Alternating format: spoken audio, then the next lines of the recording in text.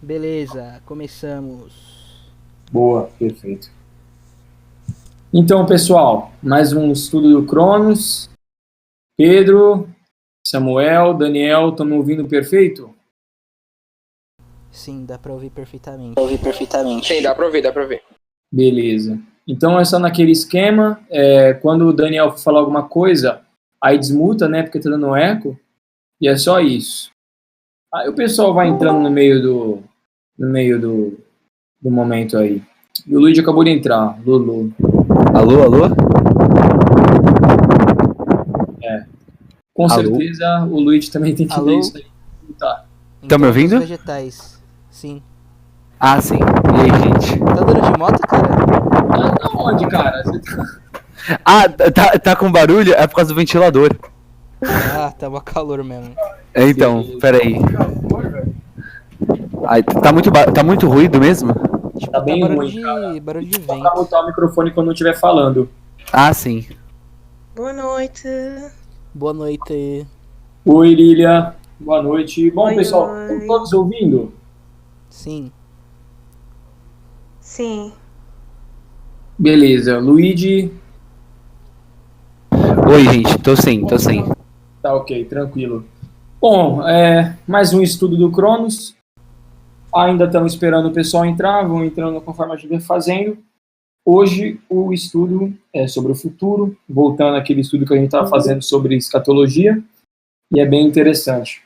Hoje nós iremos estudar os 4 selos de Apocalipse, mas eu vou tentar compartilhar minha tela para fazer aqui uma direção. Então, me confirmem se está legal a imagem.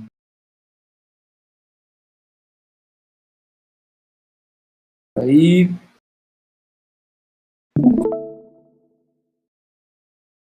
Vejam se está bom. Me confirmem aí. Tô conseguindo ver bem. Tá assim, um pouco borrado, mas dá pra ver. Tá bom. Beleza. Olha aí o Ale. Mó tempo que eu não vejo o Ale aqui, cara. Verdade, e aí? Fala, Ale. Alô? Tudo bem? Boa. Opa. Agora sim.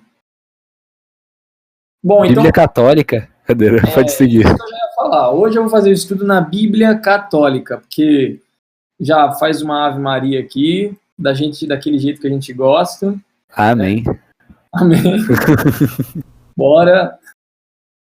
Não, tô brincando, pessoal. Nada de Bíblia Católica aqui. Também essa aqui nem é tão boa. Vamos começar estudando Apocalipse 6. Tem a Bíblia, né? Esse é o nome do site. Então, ó, vou escolher aqui a versão para vocês acompanharem. Eu estou fazendo pela ARC. Mas, se vocês quiserem acompanhar em outra, tranquilo. Só dá um zoom assim quando for ler. Tem como dar? Porque a letra tá pequena. Tá borrado? Dá para ver agora? Agora tá bem melhor.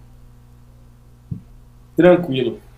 Bom, lembrando para quem não estava aqui no último estudo, a gente estudou sobre Cristo no trono, e só me recordem se a gente chegou a estudar o Cristo com os selos na mão. Não abrindo os selos, mas a gente chegou a estudar ele com os selos na mão, com o manuscrito na mão, em que só ele era digno de abrir. Vocês se lembram disso? E, na minha memória, eu acho que sim. Eu acho que sim. Aí. Eu também acho que sim. Eu acho que a gente estudou sim. Apocalipse capítulo 5. Só bateu uma dúvida aqui, eu queria confirmar. Mas, enfim. Como tendo isso já confirmado, já dá para parar de enrolar e ir direto para o assunto de hoje. Rapaziada, Apocalipse 6 é aquele assunto polêmico que a gente sempre tem, né? E eu acho que é uma das coisas mais fáceis de serem estudadas quando a gente faz um paralelo bíblico, e eu vou mostrar daqui a pouco o que eu estou querendo dizer com isso. Mas tem uma certa polêmica na igreja, porque realmente as pessoas não têm noção dessa chavinha, né? São os cavaleiros do Apocalipse. Só trazendo o background do capítulo anterior, Cristo, o único digno de abrir o selo daquele pergaminho, a mão de Deus, né? O Cordeiro, ele é digno, ele vai até o trono e ele pega esse manuscrito, essa espécie de papiro, né, diretamente de Deus, à direita de Deus, e o cordeiro é digno de abrir o selo. Né? Isso trouxe alegria para João, trouxe satisfação, que ele viu que havia um que era digno de abrir o selo. E então a gente já tem que se pensar, né, por que Cristo é o único de abrir o selo? Já tem que começar por essa pergunta. Teria alguma coisa específica sobre aquele selo que somente Cristo poderia estar responsável por aquilo? Alguma propriedade nesse manuscrito que fosse tão importante que somente Deus poderia dar prosseguimento a esses eventos? Alguém tem algum palpite?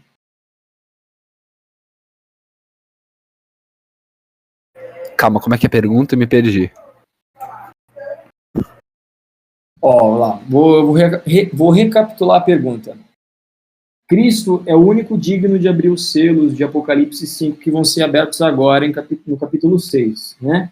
Mas antes da gente entrar nos selos em si, eu quero perguntar por que esses selos são tão importantes a ponto de que somente Cristo é capaz de abri-los.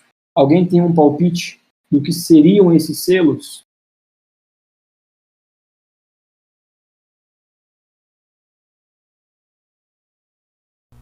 Não sei.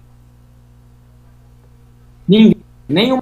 Não tem medo de errar, pessoal. Só uma... É, porque Um só Deus pode abrir os selos. Isso, Dar por quê? continuidade nos acontecimentos. Exato, mas por que isso é tão justificativo, né? Não sei. Não tenho nada, nenhuma hipótese aqui que eu saiba. Porque ele comprou, ó, um chute, hein? Porque talvez ele tenha meio que comprado essa permissão no sacrifício.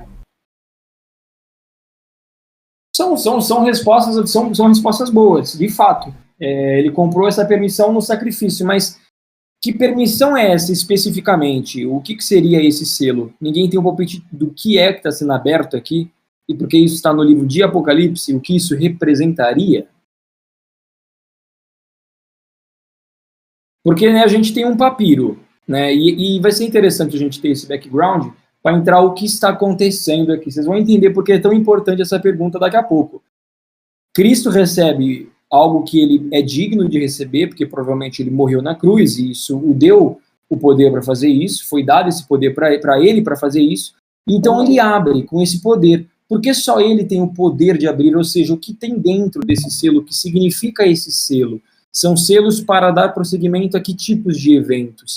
Eu quero dizer, são eventos evangelísticos, são eventos de julgamento, são eventos, sabe? O que está acontecendo aqui? E por que eles estão no livro de Apocalipse? Quais seriam os tipos desse evento?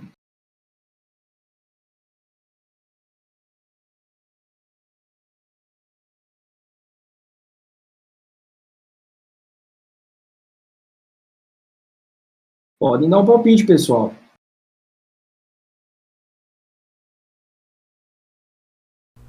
Tipos de eventos da tribulação?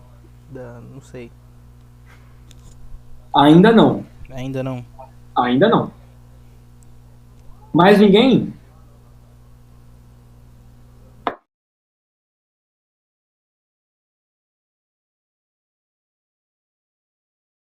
Eu vou dar 5 segundos. Senão eu vou encerrar e eu vou já dizer a resposta. Nossa, é difícil. Eu acho. Sim. Ai, não vou falar nada. 3, 2. Pessoal, na verdade é muito simples. Julgamento. Cristo é o único que pode julgar. Ele recebeu esse direito do Pai quando ele venceu. A gente sabe que o reino foi entregue a Cristo quando ele venceu, correto? Foi tudo dado na mão do Filho quando ele teve aquela vitória na morte da cruz, certo? Isso inclui o julgamento. A ideia aqui é que Deus, finalmente, após anos esperando esse momento, ele entrega todo o julgamento na mão do Filho. Ou seja, o Cordeiro vai julgar a terra. Isso significa a abertura dos primeiros 6 selos, e por isso tem toda aquela agonia para os abrir. Ou seja, há toda uma antecipação para chegar até aqui. Não é simplesmente vou abrir aqui um selo, né? Que nem...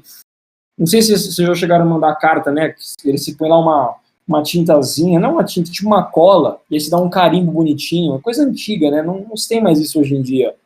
Mas essa é a espécie, né? Isso que eu posso até ver se tem alguma imagem aqui. Eles queimavam com vela, um bagulho assim, né? Um bagulho... Isso, exatamente.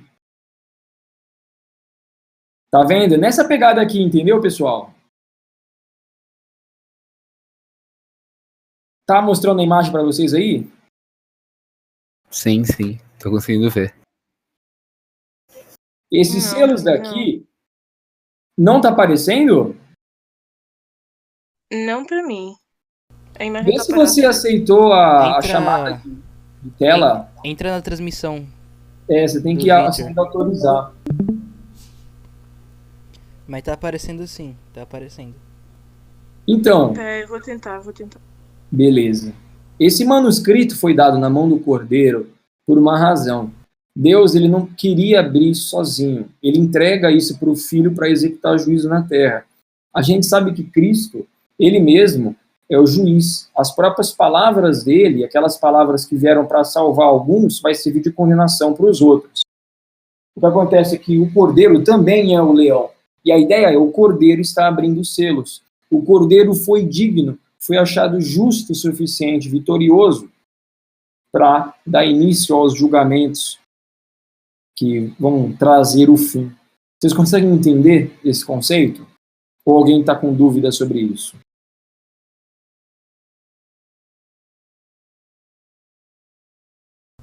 Dá pra entender, sim. Tendo isso assim mais assim, clarificado, né, dando uma luz para isso aqui, vai ficar mais fácil até para entender por que esses selos são assim. Então, bom, pessoal, é aquele esquema de sempre. Se alguém tiver uma dúvida, vai, despausa aí o microfone, não tem problema em interromper e pode perguntar na hora, né? Não precisa nem acumular, tá bom? Então, vamos começar. E sem timidez, pessoal, que eu tô ligado, tô sentindo que hoje vocês estão um pouquinho tímidos, ou estão com medo de perguntar alguma coisa, enfim. Não tem timidez nenhuma. Então, bora. Apocalipse 6, abertura dos primeiros 6 selos. Versículo 1. E havendo o cordeiro aberto no caso o primeiro, dos selos, olhei e ouvi um dos 4 animais. Se lembram dos 4 animais do capítulo anterior? Os 4 querubins, os 4 que iam de um lado para o outro, Sim. com a face do bezerro, do leão, da águia, do homem? Sim. Isso. São esses animais aí. Que dizia, como em voz de trovão, vem e vê. Ou seja, no caso, para João, né? O cordeiro está abrindo esse selo e esses 4 animais estão dizendo, como em voz de trovão, vem e vê. No caso, para João. João é o objeto aqui, sujeito não, né? No caso, a direção dessa frase aqui, me corrija quem é bom em gramática, né? Seria, no caso, a quem está destinada essa frase aqui. E no caso, ele continua. E olhei, e eis um cavalo branco, e o que estava sentado sobre ele tinha um arco, e foi-lhe dada uma coroa, e saiu vitorioso para vencer. Esse é o primeiro selo. Ele continua. E havendo aberto o segundo selo, ouvi o segundo animal, dizendo, vem e vê. E saiu outro cavalo, vermelho, e ao que estava sentado sobre ele foi dado que tirasse a paz da terra, e que se matassem uns aos outros. E foi-lhe dada uma grande espada. Continua, versículo 5. E havendo aberto o terceiro selo, ouvi o terceiro animal dizendo, vem e vê. E olhei, e eis um cavalo preto. E o que sobre ele estava sentado tinha uma balança na mão. E ouvi uma voz no meio dos 4 animais que dizia, uma medida de trigo por 1 dinheiro, e 3 medidas de cevada por 1 dinheiro, e não danifiques o azeite e o vinho. E havendo aberto o 4º selo, ouvi a voz do 4º animal, que dizia, vem e vê. E olhei, e eis um cavalo amarelo, e o que estava sentado sobre ele tinha por nome Morte, e o inferno o seguia. e foi-lhes dado o poder para matar a quarta parte da terra com a espada, e com fome, e com peste, e com as feras da terra. A gente vai terminar aqui no versículo 8.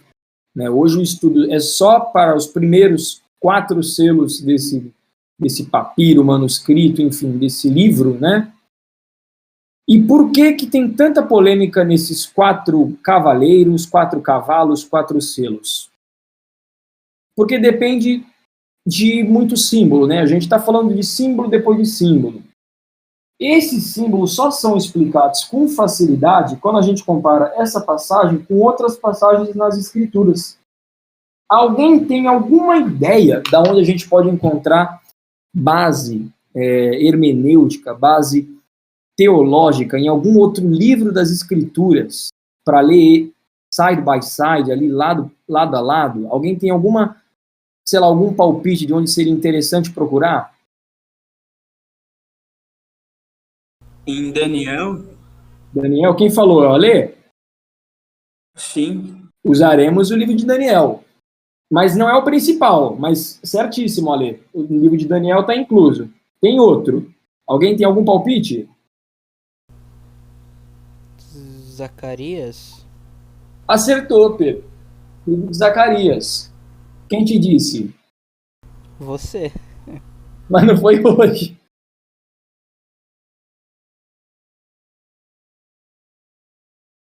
Bom, pessoal, não falei isso pro Pedro hoje, é só para avisar. Ficou meio estranho. Falei isso aí outro dia para ele. Foi no domingo. Tá passando cola, hein? Brincadeira. O que acontece? A gente tem logo no livro de Zacarias, no capítulo 1, exortação ao arrependimento. Zacarias é chamado como profeta, vai falando algumas coisinhas aqui que a gente vai, enfim, pular porque não é o contexto. E a gente tem a primeira visão de Zacarias, que são sobre cavalos. Né? Olha o que está escrito. Aos 24 dias do mês 10º, que é o mês de Sebate, no 2º ano de Dário, veio a palavra do Senhor ao profeta Zacarias, filho de Baraquias, filho de Ido, dizendo: Olhei de noite e vi um homem montado em um cavalo vermelho, e parado entre as murtas que estavam na profundeza, e atrás dele estavam cavalos vermelhos, morenos e brancos. E eu disse: Senhor meu, quem são estes? E disse-me o anjo que falava comigo: Eu te mostrarei quem estes são. Então respondeu o homem que estava entre as murtas e disse: Estes são os que o Senhor tem enviado para andarem pela terra. Depois, a gente vai continuar nesse livro de Zacarias. Esses cavalos aparecem novamente. Essa aqui não é a única passagem, mas eu queria que vocês atentassem a esse fator específico. Aqui são ditos especificamente cavalos vermelhos, morenos e brancos, e um na frente vermelho. Mas há uma noção já mais ou menos do que seriam esses cavalos, para a gente poder voltar para o livro de Apocalipse com algum tipo de ideia do que cavalo significa nas Escrituras. Está aqui escrito no versículo 10. Estes são os que o Senhor tem enviado para andarem pela terra. Vocês conseguem ler isso daqui? O que aconteceu aqui? Sim, dá pra ler. Foi a Lídia que entrou.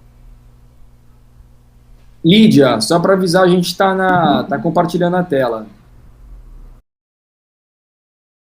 Beleza. Beleza. Estes são os que o Senhor tem enviado para andarem pela terra. Ou seja, a gente já tem uma pista em Zacarias. Cavalos ou cavaleiros seriam alguma espécie de missionários. Não no sentido que a gente imagina quando a gente pensa na palavra missionário, mas no sentido que eles estão sendo chamados para uma missão, para cruzar a terra. Vocês conseguem entender isso? Tanto que no versículo seguinte, olha o que eles dizem. E eles responderam ao anjo do Senhor, que estava entre as murtas, e disseram: Nós já andamos pela terra, e eis que toda a terra está tranquila e em descanso. Ou seja, eles estão sendo chamados por comando. Eles foram comandados pelos cavalos, no caso pelo anjo do Senhor, provavelmente, que é aquele que os chamou, e foram dar uma pesquisada na terra, né? São uma espécie de guardinhas celestiais. Esses cavalos aí para não criar uma heresia, para vocês entenderem que isso é uma brincadeira, eles estão em fazer uma varredura, ver se está acontecendo alguma coisa. E no caso, isso aqui aparece em Zacarias por conta da situação de Jerusalém e de Judá, né, lá no passado. Uma questão de juízo, né? Os profetas são chamados sempre nesses contextos. Quando a gente entende, pessoal, e eu espero que vocês estejam entendendo, senão pode interromper e perguntar. Quando a gente volta para o Apocalipse, então, Apocalipse capítulo 6, fica muito mais fácil quando a gente entende isso. Porque, novamente, está escrito que o animal disse, vem e vê, e saiu o cavalo. Depois, ouviu o terceiro animal, vem e vê. Ouviu o quarto animal, vem e vê. Há uma conexão direta com o livro de Zacarias, na qual o anjo, ou no caso aqui o querubim, ou o animal, depende de como você quer chamar, ele é relacionado com os cavalos e os cavaleiros. Coincidentemente, para quem já estava aqui antes, nesses debates, e a gente já conversou sobre isso, a numerologia na Bíblia é de extrema importância. Não como os esotéricos estudam, ou como os espíritas, astrólogos, mas para dar entendimento sobre alguns assuntos. O número 4 na Bíblia aparece sempre para se referir aos 4 cantos da Terra: norte, sul, leste e oeste. Aqui não é diferença.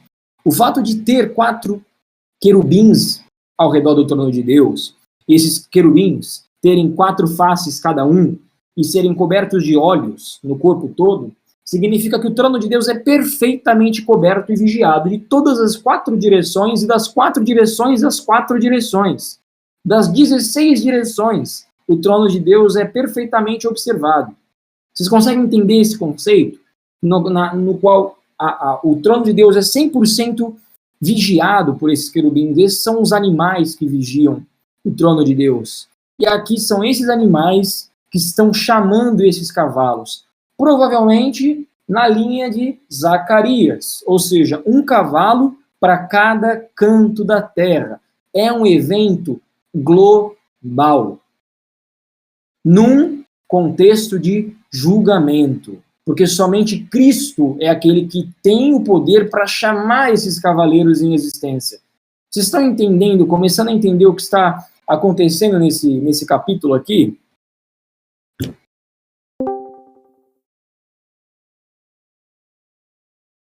Então, essa questão dos cavalos e tal tem a ver com a universalidade do julgamento de Deus? Perfeito, Luiz.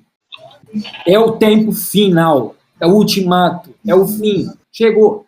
Essa é a ideia. Universalmente, começou. Vocês estão entendendo isso? A partir daqui, Cristo disse, começou. Aqui é o início. O livro de Apocalipse tem o seu início profético, futurístico, de fato. Tanto que até aqui, nós vimos o quê? Nós vimos as igrejas, que foram eventos passados, que já aconteceram e não deram julgamento. Vimos o trono de Deus e os querubins, que são eternos, na eternidade, ou seja, não marcam o tempo. Mas a gente sabe que daqui para cá, o livro de Apocalipse é cheio de profecias. Por quê? Porque aqui começa. Aqui dá o início do julgamento de Deus. Cristo vai e diz, eu vou começar a julgar. Eu vou começar a julgar isso aqui. Chega, né? Chegou o tempo é agora, eu sou digno de abrir. Né? Ele é digno, na verdade. Ele mesmo, as pessoas reconhecem que somente ele é digno. Né? Ele mesmo não tem que se auto-intitular. As próprias pessoas já o adoram. Ou seja, o julgamento começou e ele começa exatamente no versículo 1. Vocês estão entendendo esse contexto? Porque esse é o contexto geral desta passagem e é importante deixar isso claro até para partir para as próximas.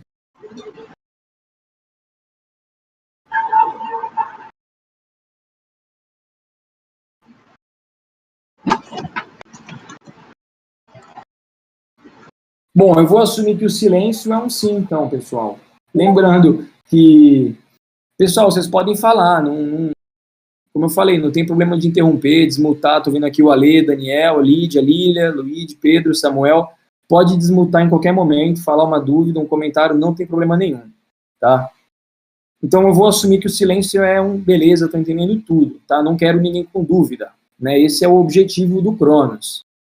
Se vocês estão com dúvida, tá errado, entendeu? Se vocês estão com dúvida, vocês estão mentindo, porque o propósito é sair daqui entendendo, tá? Então vamos lá. Continua. Agora eu vou pedir para uma pessoa, aliás, eu preciso de 2 pessoas. 2 pessoas aí para continuarem agora a leitura. Vocês vão entender por quê. Quem quer se candidatar aí a ler a Bíblia? Eu. Preciso de 2. Pode ser eu, então, se ninguém for mais falar. Beleza, então é a Lídia e o Luigi, é isso? Isso, pode ser. Beleza. Lídia, Pera aí. você tá com a Bíblia próxima aí? Pera aí, eu vou pegar. Beleza, vai pegar aí. Eu tô com a Bíblia, mas é NVI, eu vou ter que trocar aqui a versão, calma aí. Ah, sem essas versões aí, hein, cara. Aí não, Lídia. Não fala mal da minha NVI, hein? Peraí, Apocalipse. Digam-me. Tá aberto aí? Vocês vão ver uma coisa bem interessante agora, pessoal. Todo mundo que lê isso aqui Sim. gosta. Legal. Ô, Lídia, qual é a versão da sua Bíblia? NA. NAA, deixa eu ver se tem aqui. Eu vou pedir que você abra em Mateus capítulo 24. E vocês vão confirmar aquilo que eu acabei de falar. Esses acontecimentos são relacionados ao fim. É a Nova Almeida atualizada, né? Isso. Não tem problema, é uma tradução boa. E, Luiz, a sua é? A minha é NVI, mas eu acesso a RC do computador daqui. Ah, então beleza. Então você pode pegar pela RC, então. Que eu sempre prefiro a RC, né? Um pouquinho mais precisa. Mas não tem problema. Verdade. Bom, como vocês já ouviram aqui, são 4 cavaleiros, né? São 4 selos. Cada animal chama um cavalo. Um vai para fazer um acontecimento. Só que uma coisa que talvez vocês não tenham percebido é que cada um deles é de extrema importância e de linearidade cronológica. Como assim? Um vem depois do outro. Isso tem uma certa importância. A gente vai entender isso agora em Mateus, capítulo 24. Tá? Eu só vou ler o comecinho e aí eu vou pedir para a Lídia continuar. Tá bom, Lídia?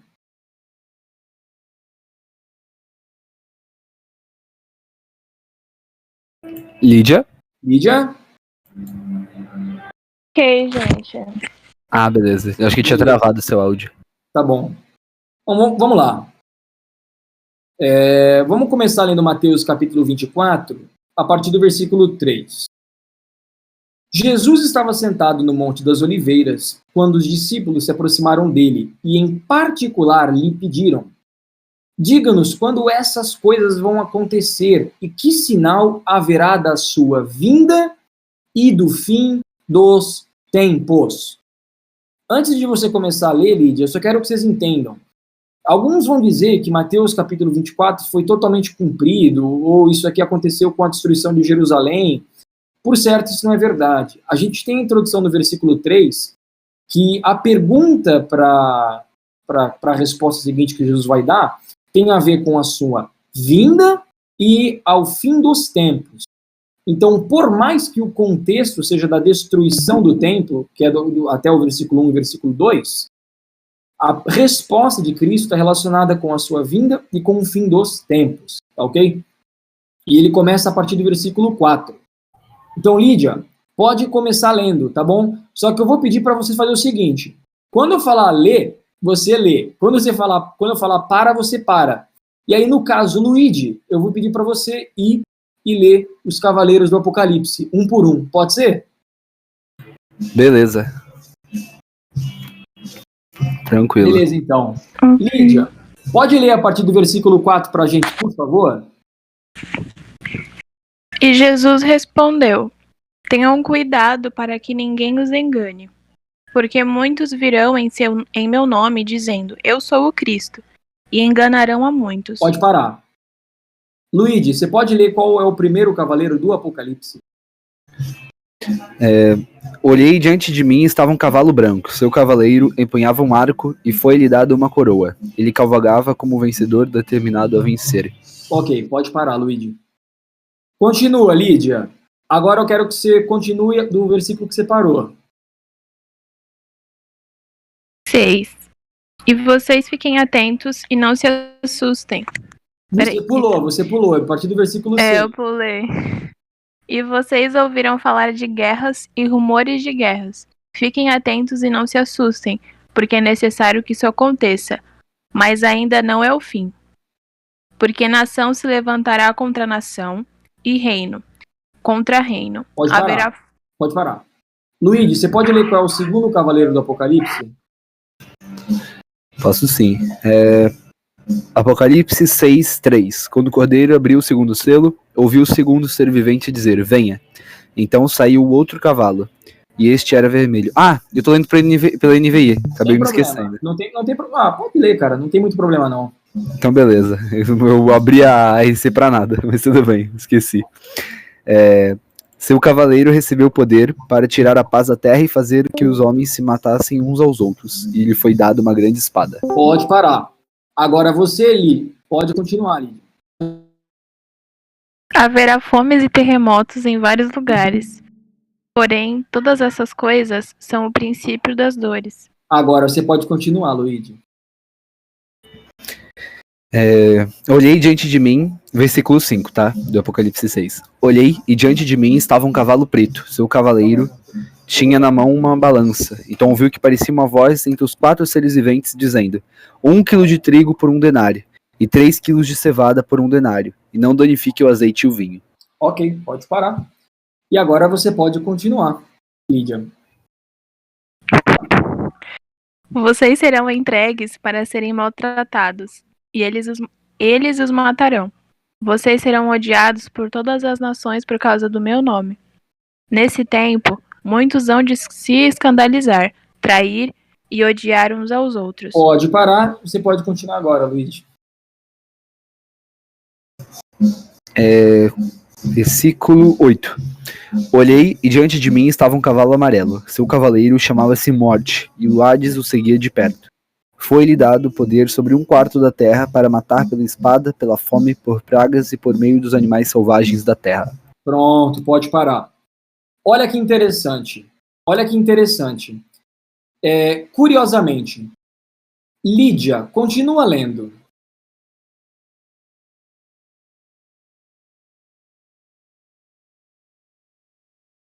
Lídia?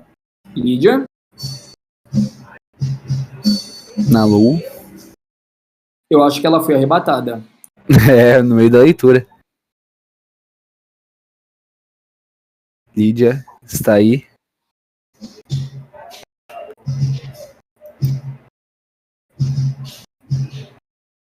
Consigo ouvir o som de uma bateria atrás. Acho que é do meu microfone, meu irmão tocando. Vou mutar. Bom, não tem problema. No caso, então, ela desapareceu. Não sei se o microfone dela tá com problema ou se ela não tá, se ela sumiu mesmo. Ela leria agora, né? Muitos falsos profetas se levantarão e enganarão a muitos. E aí ele continua. Só que se você perceber, aqui termina e entra um ciclo, voltando de falsos profetas. Só que lá atrás ele já estava falando desse style de falsos cristos, enganando a muitos.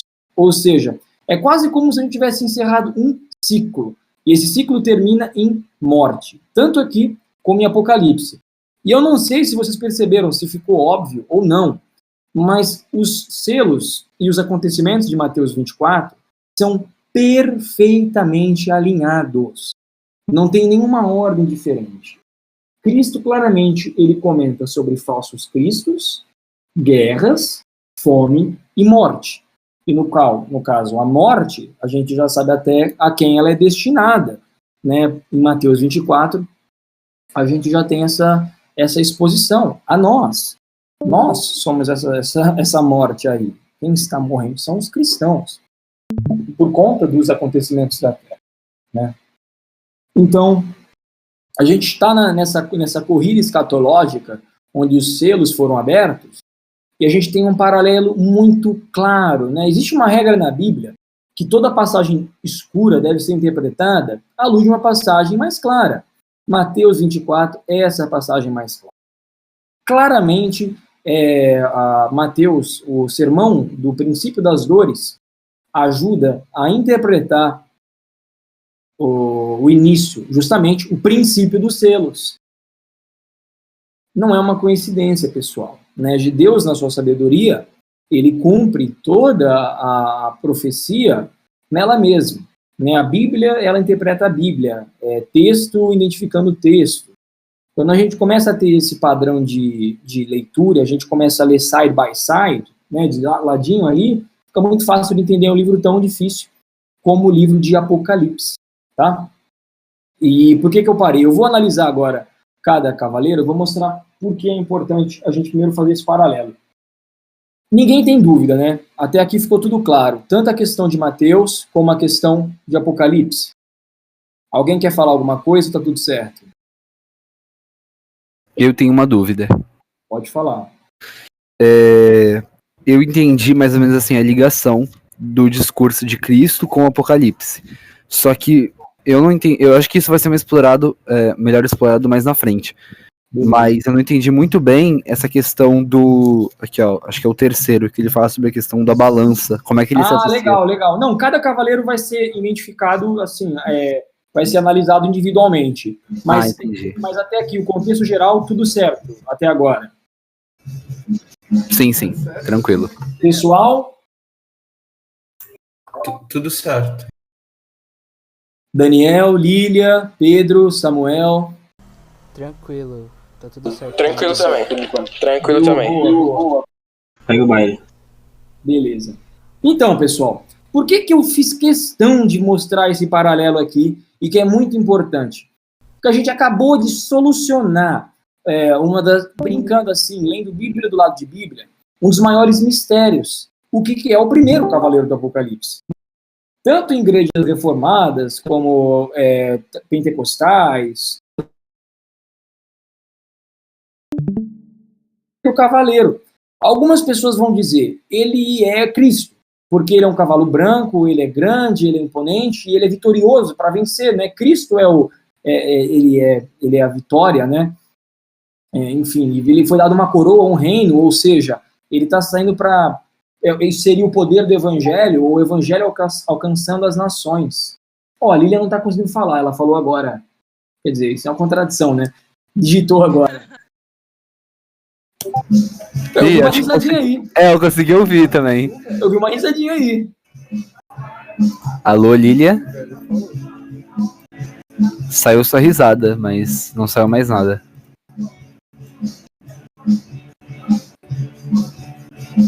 Bom, estranho. Só a risada foi. Bom, Eu acho que pessoal, tá com um problema na internet. isso aí é gato. Por isso que não pode fazer esses gatos de internet. Gata na Inglaterra. Pagando em pounds. British pounds.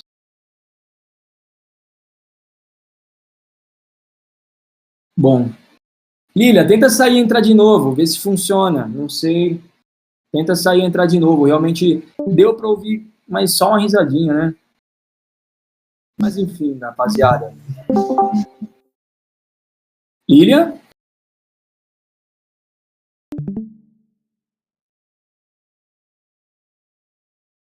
Não dá para ouvir. Alô? Acho que ela não tá ouvindo a gente também. Lili, se você não conseguir falar, mas estiver ouvindo a gente, pelo menos tenta escrever no chat. Então digita. Né? Aí o Vitor vai lendo. Manda aí que a gente responde. Vamos indo, rapaziada. O que são esses cavaleiros, né? E por que são 4, como a gente já falou, e o que cada um significa? A gente tem que começar com o primeiro. Por que ele é branco? Por que ele tem esse arco? Por que tem tanta dúvida se ele é Cristo ou se ele é o anticristo? E, aliás, é um ou é o outro? Pessoal, claramente, se esse alinhamento de Mateus 24 é cronologicamente alinhado com o tempo do fim, como foi predito aqui, e com o tempo do fim... agora funcionou. Ah, boa! Opa. Não, eu estava para te fazer uma questão. Tu estavas Pode falar. a lista daquilo dos 4 cavaleiros, afinal tem a ver com o que vai acontecer aos cristãos? O quarto cavaleiro ele é principalmente uma consequência dos 3 primeiros para os cristãos. Uau! E é o início da Então, grande tudo tribulação. vai acontecer. Mas a gente já vai chegar no quarto especificamente. Ok.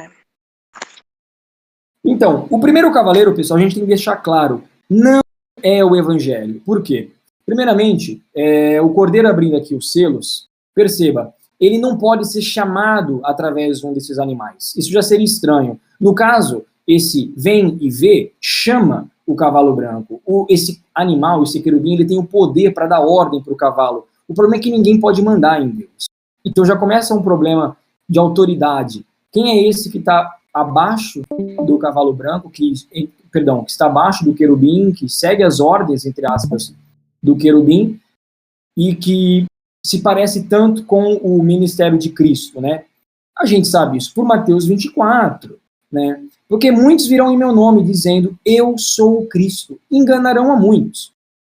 A questão é tão claríssimo esse alinhamento, Cristo, guerras, fome e dores, morte, que você não tem nem como questionar, ainda mais o fato de que só aparece quando Jesus está pregando sobre o tempo do fim, né? Como aqui está escrito, da sua vinda e do fim dos tempos, que é justamente o contexto de julgamento do Apocalipse 6.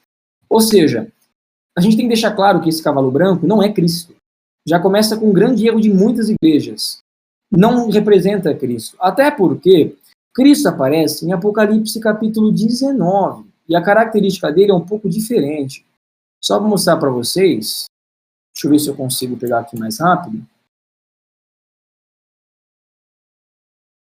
E vi o céu aberto, no versículo 11. E eis um cavalo branco. O que estava sentado sobre ele chama-se Fiel e Verdadeiro.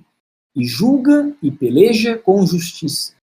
E os seus olhos eram como chama de fogo. E sobre a sua cabeça havia muitos diademas. A ideia é, há muitas coroas na cabeça desse Cristo. Não somente uma na cabeça desse falso Cristo. E tinha um nome escrito que ninguém sabia senão ele mesmo. E estava vestido de uma veste salpicada de sangue. E o nome pelo qual se chama é a palavra de Deus. E seguiam-no os exércitos que há no céu em cavalos brancos. Percebam quem são os cavalos que vêm atrás do primeiro cavalo branco.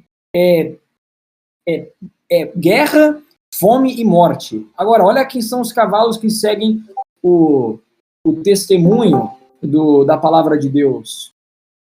Cavalos brancos de glória, vestidos de linho fino, branco e puro.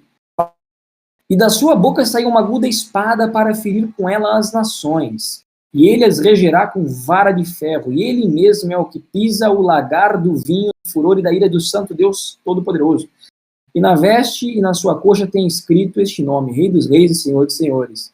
Rapaziada, esse é o nosso Deus. Isso não é uma descrição, uma descrição simples, né?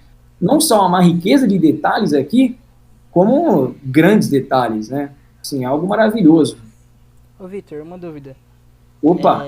Esse, quando fala o nome pelo qual se chama a palavra de Deus, é o Logos que o Luigi falou na aula passada ou não? Ou não tem nada a ver? Boa pergunta, hein, cara? Mas a gente teria que ir pro original para descobrir isso aí. Eu acho que eu posso responder. Perdão interromper, mas é o Logos sim, o Pedro. No original, a palavra ali é Logos. Inclusive, é uma das 3 ocorrências do Logos nos textos joaninos. Que incrível! Muito top! Caramba, da hora. Muito top. Acho que mandaram mensagem aqui, não mandaram? Não, eu só mandei avisando que a Lídia me chamou por outro número, dizendo que acabou a bateria. Por isso que ela saiu do nada, mas disse que vai tentar voltar. Ah, tá bom, beleza. Tranquilo. Bom, vamos continuando então. Mas, Pedro, excelente pergunta e Luigi, excelente resposta, né? Então é Logos, é de fato Logos, é o verbo. Você vê a quantidade, não só a quantidade de detalhes, quando o momento que isso acontece, né? Vitória de Cristo sobre a besta e o falso profeta, enfim, é o final do final do final, né? O que em Mateus 24 aparece lá para, enfim, versículo 29, né? Aparecerá no céu o sinal do Filho do Homem. Perceba que, inclusive, a arma que vem com Cristo é uma espada, né? Cristo, ele vem com as suas palavras. As suas próprias palavras julgam as pessoas, né? Servem de juízo. Quando a gente volta, então, para aquele cavaleiro em Apocalipse capítulo 6, ele até é, de certa forma, majestoso. Cavalo branco, um arco, e foi dado uma coroa e saiu vitorioso para vencer. Mas é só isso. A gente não tem uma descrição de se tratar de Deus, uma descrição de se tratar de Cristo. O texto oculta, porque não há, na verdade, uma exegese do texto apontando para Cristo. Pelo contrário, há um paralelo hermenêutico entre Mateus 24 apontando para um falso Cristo, é muito importante. Inclusive, talvez, a gente entenda o que Cristo quer dizer no versículo, né? Enganarão a muitos, dizendo, eu sou o Cristo, e enganarão a muitos. O primeiro cavaleiro é, de fato, o anticristo, e ele dá início ao tempo do fim, como agente terreno, né? Porque se você vê, na verdade, quem dá início ao tempo do fim espiritualmente, acima de tudo, é Deus. Depois, esse primeiro desses 4 animais, não sei quem é, será que é Miguel? Será que é Gabriel? Não sei quem é. Vai que nem seja nenhum desses daí, né? E depois, na Terra, humanamente, é esse indivíduo que o livro de Apocalipse chama de falso Cristo, ou besta, né? Inclusive, aqui você tem uma referência cruzada com Salmos 45, Apocalipse 14 e 19 e Zacarias 6, né, que são as passagens que a gente estava trabalhando. E a gente pensa, pessoal, se até mesmo o texto já deixa as pessoas em dúvida, será que o indivíduo não vai conseguir enganar mesmo? Né? Se até mesmo o texto engana os cristãos, e os cristãos acham que o texto é Cristo, quando na verdade a gente está falando do falso Cristo aqui, quanto mais o verdadeiro indivíduo. Vocês conseguem compreender a profundidade disso daqui? Então essa coroa que ele recebe é como se fosse uma coroa falsa? Não é falsa, mas se eu não me engano, a palavra refere-se a uma coroa diferente. Tanto que na ARC, a Bíblia diz coroa para o Apocalipse 6. Já quando a gente vai para Apocalipse 19, bom, pelo menos na RC, e por isso eu gosto dessas versões às vezes um pouco mais detalhadas, para a gente fazer essa diferenciação, a gente tem muitos diademas.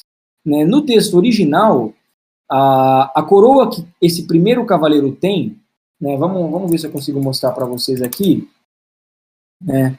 A diadema, no caso, não é nada disso aqui, né? Vou ver se eu consigo pegar uma mais interessante. A diadema seria esse tipo de coroa. Vocês estão enxergando? Sim, sim. Cristo tem várias dessas. Ele tem várias diademas. São muitos diademas. Já o indivíduo inicial, se eu abrir no Bible Hub, eu mostro para vocês. Eu tenho o Strong aqui.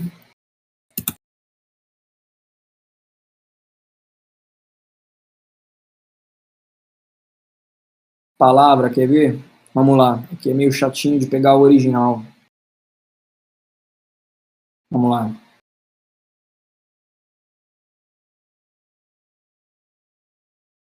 A palavra é Stéphanos. Não sei se eu vou conseguir mostrar para vocês exatamente o que seria.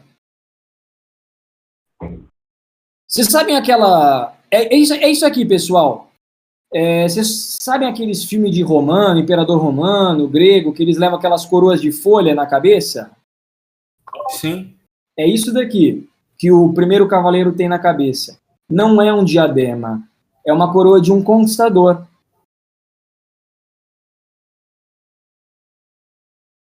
Estão todos vendo aí na tela?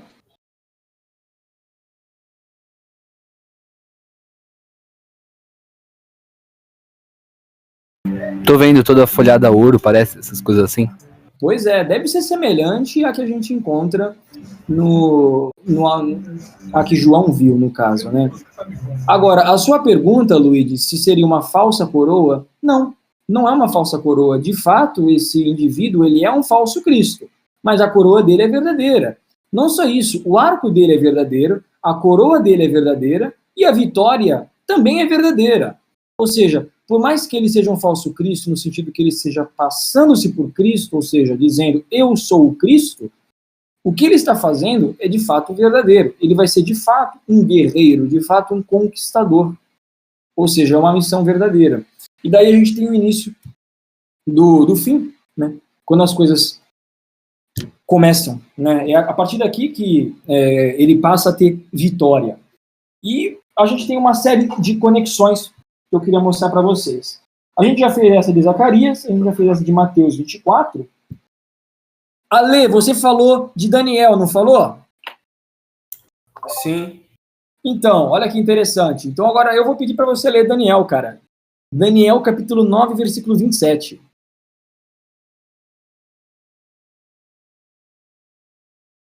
Na tradução que você tiver aí.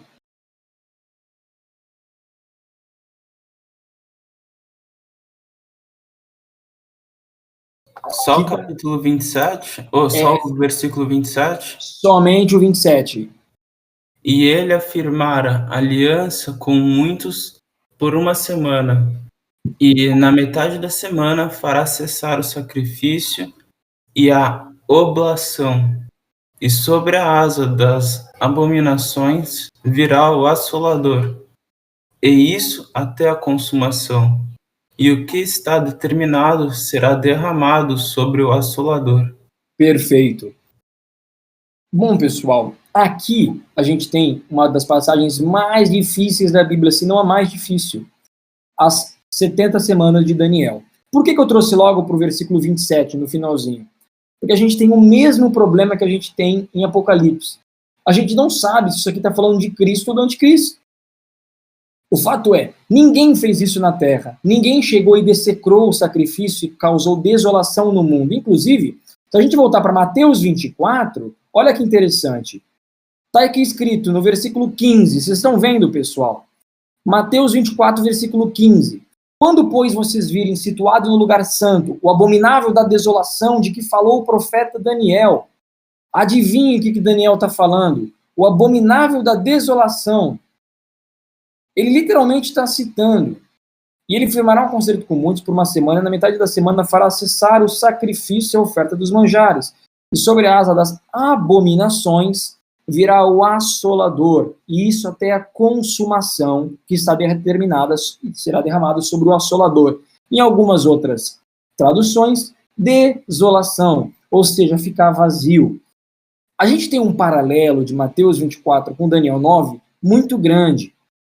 E pela maneira como as semanas são divididas, e gramaticalmente esse ele aqui está inserido no texto, eu acredito, e a maioria das pessoas também acredita, que não se trata de Cristo. Embora muitos acreditem por conta de um fator, uma contagem incorreta das semanas. Mas isso a gente pode trabalhar em outro estudo, uma coisa um pouco mais elaborada. O fato é, até o versículo 26 a gente tem de fato assolações, guerra e problemas, né? Esse versículo 27 simplesmente insere uma pessoa repentinamente. E ele, esse indivíduo, ele aparece também em Daniel capítulo 11, repentinamente. Ele. E a gente não sabe quem é. E sempre que esse indivíduo aparece, há uma semelhança muito grande, tanto de Cristo como do anticristo. Por exemplo, todo mundo sabe que o ministério de Cristo durou 3 anos e meio, correto? Sim, sim. Exatamente o que a gente tem aqui. Porque se ele firmará um concerto ou firmará a aliança, mais precisamente, na King James, inclusive, quando está escrito a aliança, já se refere à aliança de Moisés. Né? Eu até posso ver se eu abro aqui, só para curiosidade mesmo, para mostrar o texto, de repente na RA. Aqui não tem não, só na King James mesmo, em inglês, mas eu não vou mostrar agora, acho que vocês acreditam em mim. Na King James está falando que ele vai, na verdade, fortalecer uma aliança já existente, é a aliança, é pronome definido, ou seja, não é somente uma aliança, mas a aliança. Barut, a palavra em hebraico, barut, que é aquela que é usada no Antigo Testamento para referir-se à aliança que Deus faz com o povo. Se você tem esse contexto, esse estudo gramatical do texto, já sabe que isso significa barut, e você vê que ele faz por uma semana, e na metade da semana, ou seja, se uma semana são 7 anos, na metade da semana são 3 anos e meio, ele faz cessar o sacrifício, a gente tem uma coisa muito parecida com Cristo. Porque Cristo vem, ele reina, quer dizer, ele morre, né, após 3 anos e meio, e de fato faz cessar o sacrifício. Mas perceba, não fisicamente. O que Cristo faz é expiação pelos pecados. Os sacrifícios permanecem. Vocês percebem? O sacrifício foi de fato retirado, o templo foi de fato abominado, como está escrito aqui, somente muito depois de Cristo. E é aqui que a gente começa a bater alguns problemas no texto. A gente não sabe se é Cristo ou é alguém, uma outra pessoa estranha, que simplesmente aparece para se passar como Cristo. Porque até mesmo a cronologia dos eventos é muito semelhante. 3 anos e meio. Cristo veio e pregou por 3 anos e meio. Se eu não me engano, tem uma passagem, eu acho que é Judas ou Pedro, se alguém souber, me ajuda, eu não tenho certeza. Elias pregou por 3 anos e meio para que não houvesse chuva. Alguém sabe onde é que está essa passagem? Eu acho que está em Judas.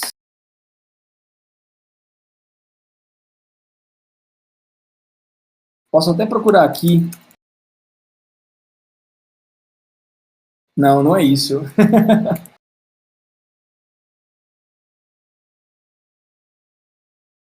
É o livro de Tiago, Tiago 5,17. Opa, boa. O que está escrito aí, Luigi? Tiago 5,17.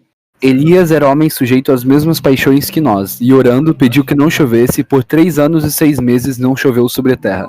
Perfeito. Olha aí, mais uma vez que essa data aparece. Ou seja, Elias pede que não chova por 3 anos e 6 meses. Isso é uma sombra para algo que a gente vai entender nos próximos estudos. E esse indivíduo está fazendo também aqui uma aliança com muitos por 3 anos e 6 meses. O ministério de Cristo durou 3 anos e 6 meses. Isso equivale, se vocês quiserem saber, 42 meses. Se a gente abre a Bíblia em Apocalipse 11, lá na frente, a Bíblia fala que as 2 testemunhas pregam por 42 meses. A gente tem até uma passagem na Bíblia, não sei se você se lembra dessa passagem, eu estava comentando outro dia com o pessoal, de um profeta nas Escrituras que era careca. Eu acho que era Eliseu. Eliseu, que mandou fogo cair. Não, perdão, que mandou aquele urso comer os adolescentes porque zoaram ele. E perceba, não somente um urso. Vamos lá. Eu vou ver se eu consigo encontrar aqui. Ó, eu falei errado pro pessoal no outro dia. São 2 ursas que atacam 42 jovens. Coincidentemente, tudo que os profetas faziam era profético. Era isso que eles são, profetas. Né? 2 ursos lá na época de Eliseu, por conta da sua carequice, da sua calvície, aparecem e começam a devorar esses 42, blasfemos. Os 42 meninos aí debochando da careca dele. Isso é uma sombra para algo que vai acontecer lá na frente, por mais incrível que pareça. Por mais incrível que a maioria das pessoas não percebam, não só o que significa os 2 ursos, nem os 42 meses. Mas isso é assunto para outro. A gente sabe que o anticristo reina por 3 anos e meio por conta de Apocalipse 13. Ou seja, esse número aparece constantemente na Bíblia. Vocês entenderam isso? Preciso de um sim. Sim, entendi. Aí ele se associa bastante com Cristo e o anticristo ao mesmo tempo, né? Exato. Pessoal, não só o Luigi. Eu vou começar a falar todos menos o Luigi. Eu vou ficar mais calado, Sim, desculpa. Sim, entendemos. Não, pode falar dá pra o que você entender. quiser, mano. Mas eu quero que todo mundo fale também. Sim, entendemos. A Lídia ainda não voltou, né? Ainda não. Não, de boa, tranquilo. Então, a gente tem esse número aparecendo constantemente nas escrituras. Ele aparece numa passagem aí que o Alexandre chutou, quer dizer, ele falou do livro de Daniel, e é essa passagem. O que eu trouxe? Porque a gente tem que ficar claro quem é o primeiro cavaleiro. Eu vou dar mais ênfase ao primeiro porque é mais importante, pessoal. Os outros 3 são muito fáceis. Inclusive o terceiro, que o Luiz ficou com a dúvida da balança, mas a gente já vai chegar nessa dúvida aí. Esse aqui é o que gera problema, entendeu? Você tem que ter isso bem solidificado. Por exemplo, esse arco aqui não é uma coincidência. Não sei se vocês sabem, não sei se vocês perceberam. O que ele faz em Daniel 9 é firmar uma aliança com o povo, percebem? Em Daniel 9:27, acabamos de ler. E ele firmará uma aliança com muitos por uma semana. Alguém sabe qual é o símbolo da aliança na Bíblia? Que símbolo Deus criou para dizer, farei uma aliança com vocês? Circuncisão? Pode Não. falar, Alexandre. Eu cortei ele. Falou certo. A lei Quem também falou é outra. aqui?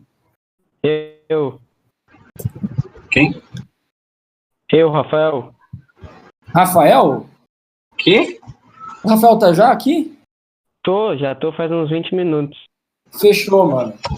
Exato, cara, é o arco-íris. Não é uma coincidência que aqui apareça na mão desse conquistador um arco. Aí você pode até falar, mas isso não é somente uma arma. De fato é. E todas as outras armas poderiam ter sido usadas aqui. Mas foi aqui usada uma com um princípio, com razão por trás. Cada palavra aqui está sendo inserida com um propósito muito grande. Se a gente junta essas pecinhas bem pequenas, a gente tem alguém semelhante a Cristo, que tem como arma uma aliança, e a ele foi entregue um reino. E com esse reino, ele saiu vencendo. Se a gente segue as outras profecias, a gente tem que esse reino dura 1260 dias. O livro de Daniel deixa claro isso. E aqui o arco tem esse duplo significado. Refere-se tanto ao seu significado inicial, ao do arco-íris, porque Deus, na verdade, ele diz, firmarei um arco no céu, isso será o símbolo da minha aliança com vocês. Se eu não me engano, o símbolo a palavra arco-íris foi desenvolvido depois, como um evento meteorológico, né? Nas escrituras não está escrito arco-íris. E, enfim, a gente tem essa característica desse primeiro cavaleiro. Não se falam de flechas, por isso muitos dizem que ele vem em nome da paz, mas a gente pode até dizer que isso é um pouco inferente, né? Não necessariamente porque algo não está sendo dito, algo não está aqui. Não é legal ler o texto dessa maneira. Mas, enfim, ele sai para vencer. Curiosamente, essa palavra arco também aparece na Bíblia, acho que uma das poucas vezes iniciais, para referir-se a Esaú. Quando Esaú chega diante de Jacó, né, o negócio da lentilha, aquela história toda da troca da primogenitura, do direito, a Bíblia diz que ele coloca o arco de lado, porque ele era caçador. Eu vou até ver se eu consigo encontrar a passagem.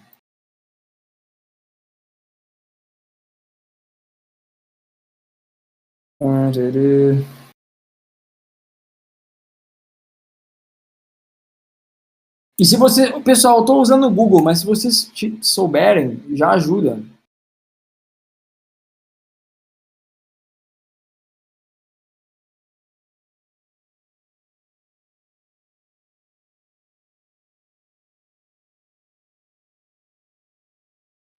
Vê o versículo 3, ô Vitor. Vê se é isso que você estava procurando.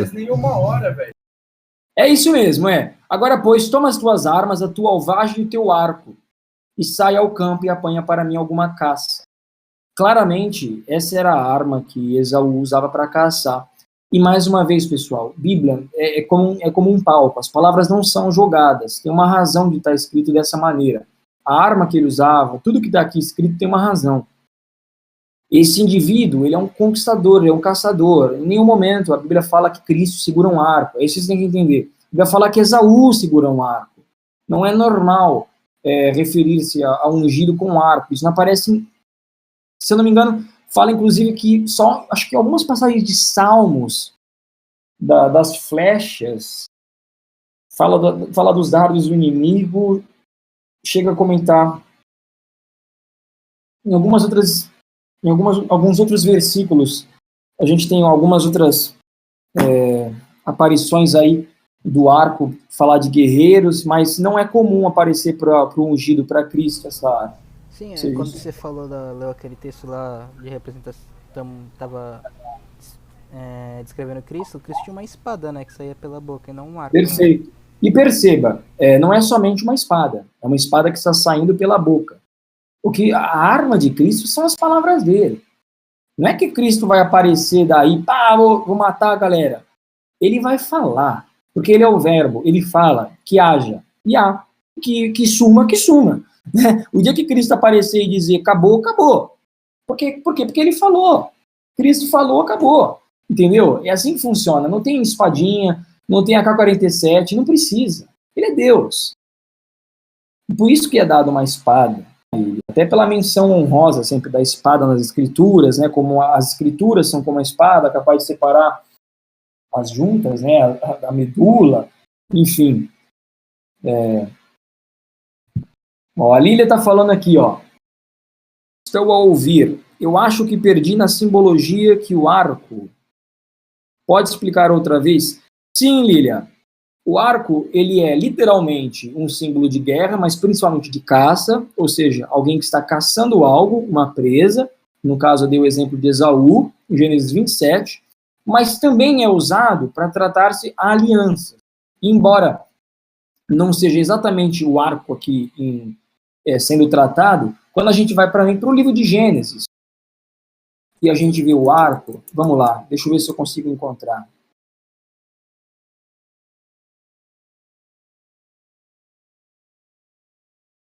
Vendo umas passagens, uma coisa bem errada aqui. Da LGBT, não é isso. Gênesis 9,16. Estará o arco nas nuvens, e eu o verei para me lembrar da aliança. Há também uma conexão direta dessa figura do arco com a aliança. No caso que Deus montou no céu, é um arco como símbolo de aliança, né? O arco-íris, é por isso que a gente chama de arco-íris, é em formato de arco. Curiosamente, por que eu faço essa conexão da aliança? Eu não sei se vocês estão vendo, literalmente a Bíblia é toda conectada, pessoal. Quando a gente lê a passagem que no livro que o Alexandre falou, Daniel, a gente tem ali em Daniel 9:27, que o anticristo fará uma aliança com muitos pela metade, por uma semana, e pela metade da semana irá fazer cessar o sacrifício, algo que assemelha muito com o que Cristo fez. Ou seja,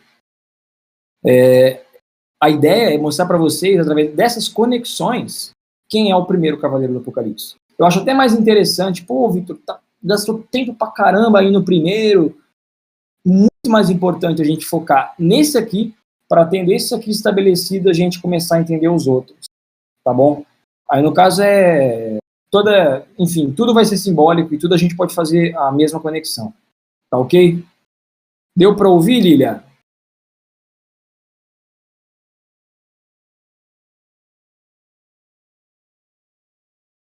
Beleza.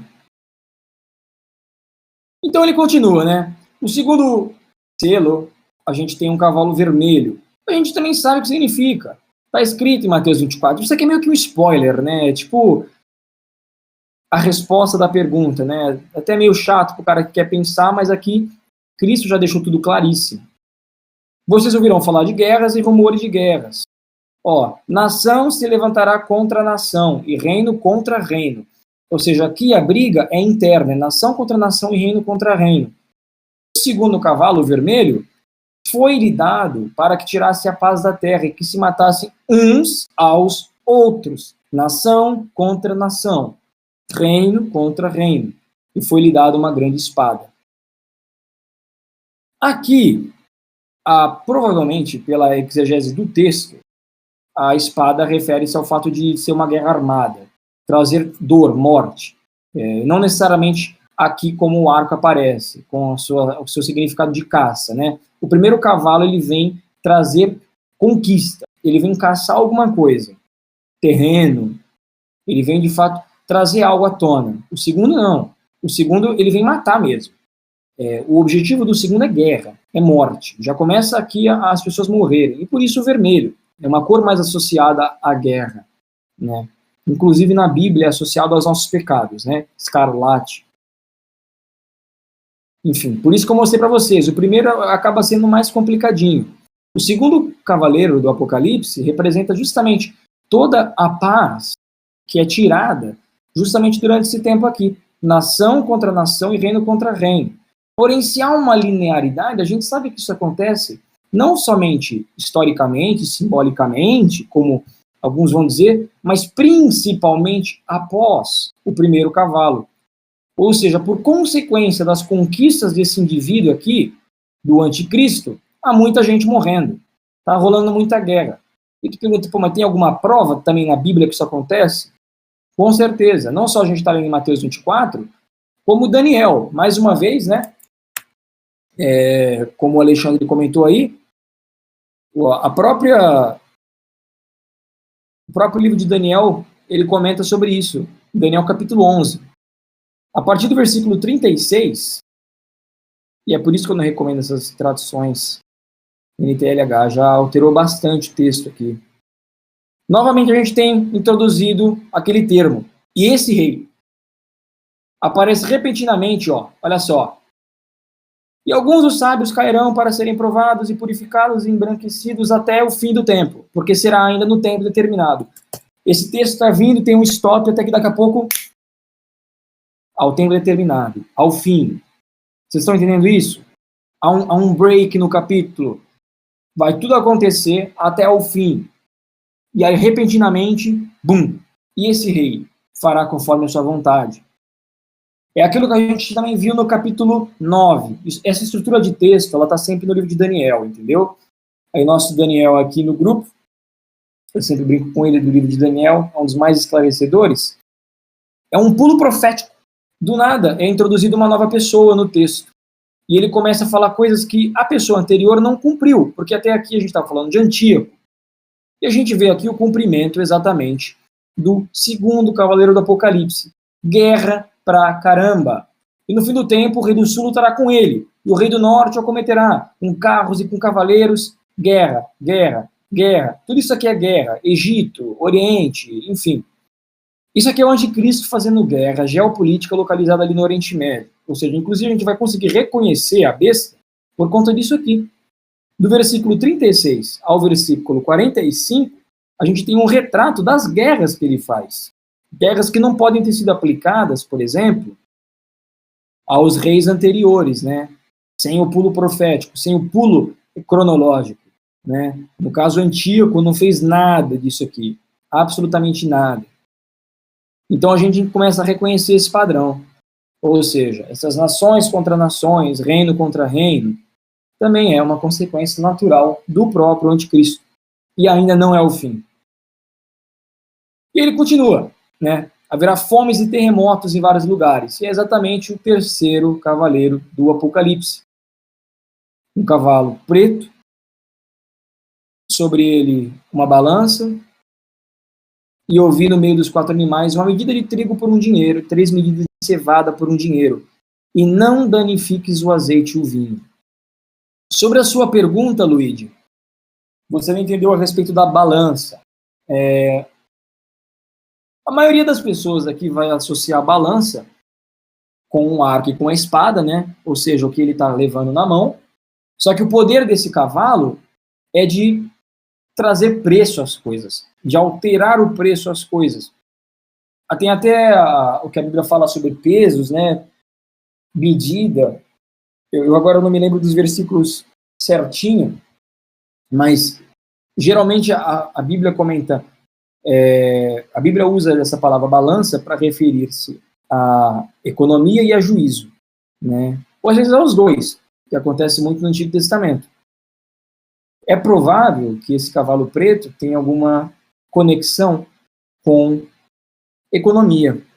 Ele venha trazer a fome, né? Tanto que o que acontece é uma medida de trigo por 1 dinheiro, 3 de cevada por 1 dinheiro. E não danifiques o azeite e o vinho. A gente tem uma alteração no preço do trigo e na cevada, mas fala para não danificar o azeite e o vinho. Alguns vão dizer, eu digo alguns porque não dá para ser 100% certo a respeito disso aqui, que o trigo e a cevada representam alimentos essenciais. E por conta da alteração nesses alimentos, há fome. Enquanto que o azeite e o vinho são preservados, porém são alimentos de luxo. Ou seja, enquanto há pessoas passando fome, sem o básico, há pessoas enriquecendo. Outras, porém, vão dizer não. O azeite e o vinho são alguma representação ao Espírito Santo, ou à obra de Cristo, ou aos eleitos, ou seja, há pessoas passando fome, mas os eleitos são preservados. Não danifiques o azeite e o vinho. É difícil de ser assertivo em relação a isso, porque diferente dos primeiros cavaleiros do Apocalipse, o Mateus 24 diz muito pouco sobre esse terceiro. Apenas haverá fomes. E ponto. Inclusive ele cita de terremotos também, né? Mas haverá fomes e terremotos em vários lugares. Porém, todas essas coisas são os princípios das dores. É provável, portanto, que essa balança simplesmente signifique isso. O desbalanço do preço das coisas, ou o desbalanço do suprimento das coisas, ou as coisas foram danificadas e por conta disso, porque prejudicadas as pessoas passando fome. Algumas pessoas conectam com a praga dos gafanhotos em Joel, se eu não me engano, né? É muito possível, muito plausível. Inclusive, a gente vê gafanhotos em Apocalipse, depois como um dos flagelos, né? Então, seria mais ou menos isso daí. Posso até procurar aqui a palavra balança, para ver se é verdade isso mesmo. Alguma dúvida, pessoal? Nenhuma, agora que eu tive essa respondida, agora compreendi melhor. Show. Aqui a minha Bible Hub está em inglês. Espera aí, agora que eu vi. Tem que traduzir aqui para o português. Vamos lá. É muito interessante vocês fazerem isso aqui, pessoal. Se vocês tiverem uma dúvida na Bíblia, procura, tenta fazer uma referência cruzada. Funciona muito bem. Funciona muito bem. A Bíblia foi feita assim. Foste pesado na balança e achado em falta. Juízo. Então tomarás uma balança e dividirás a quantidade, peso. No caso aqui é profecia. Jó. Depois está na balança. É Jó usando da balança para mostrar o peso, né?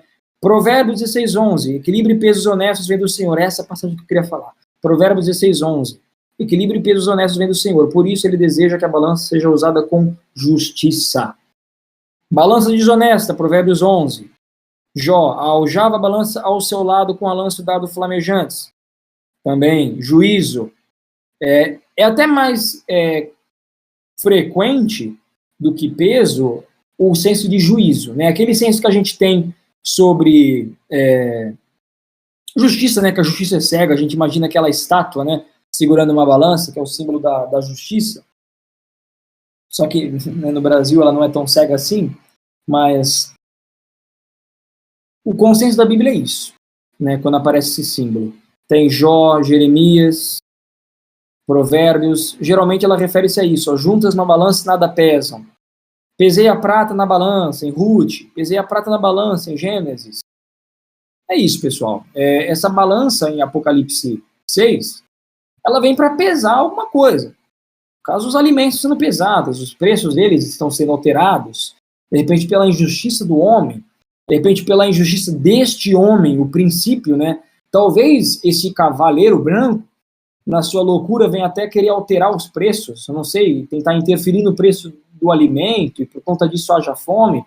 É difícil de ser assertivo em relação ao terceiro cavaleiro do Apocalipse. Inclusive, eu acho que é o mais difícil, porque Mateus 24 fala muito pouco sobre, né? Então a gente não tem a riqueza de detalhes que a gente tem, por exemplo, do primeiro, né? Até porque o primeiro ele tem essa riqueza de detalhes, porque é o mais importante, né? É um alerta. Mas, enfim. Fome, né? Resumindo até agora, conquista, guerra, fome. Então, e a gente chega no quarto, o quarto cavaleiro do Apocalipse. Esse é muito fácil. Esse aqui não tem como errar. Aqui está escrito amarelo, mas na verdade a palavra original é verde, é um verde amarelado. Não sei se você sabe aquela cor de podre, né? Aquela cor de zumbi. É entre o verde e o amarelo. É tipo aquele musgo, sabe? Aquele musgo, aquela cor. Eu não sei nem o nome daquela cor. A Bíblia ela tem uma palavra específica sobre essa cor aqui. Algumas traduções traduzem de verde e algumas de amarelo. E é por isso que, se vocês procurarem os 4 cavaleiros do Apocalipse no Google, as imagens, você vai ver tanto o quarto cavaleiro sendo pintado, né, entre aspas, representado por um cavalo amarelo como verde. As duas estão certas, só que não 100%. O certo é mesmo um amarelo para o verde. Significa podre. Algo que está apodrecendo, está morrendo. E esse quarto vem fazer isso. Ele vem trazer a morte. Tanto que esse é o nome dele. Morte. Vocês percebem que as cores dos cavalos são de extrema importância. O primeiro a ser chamado de branco é por conta da riqueza dele, né? Por conta da glória dele, a promessa, o falso Cristo, a falsa glória que surge sobre a terra para enganar as pessoas. O segundo, o vermelho é símbolo de guerra, é símbolo de sangue, é símbolo de pecado, é o mundo de perder a sua paz, é o símbolo da violência, né? O terceiro, o preto é associado ao luto, à tristeza, à ausência, ao jejum, justamente por conta da escassez. E o quarto tem essa cor de podre, justamente porque isso está acontecendo. Podre. É possível que estejamos falando aí da grande tribulação. A maioria das pessoas já acreditam que aqui é a grande tribulação por conta do versículo 9, né?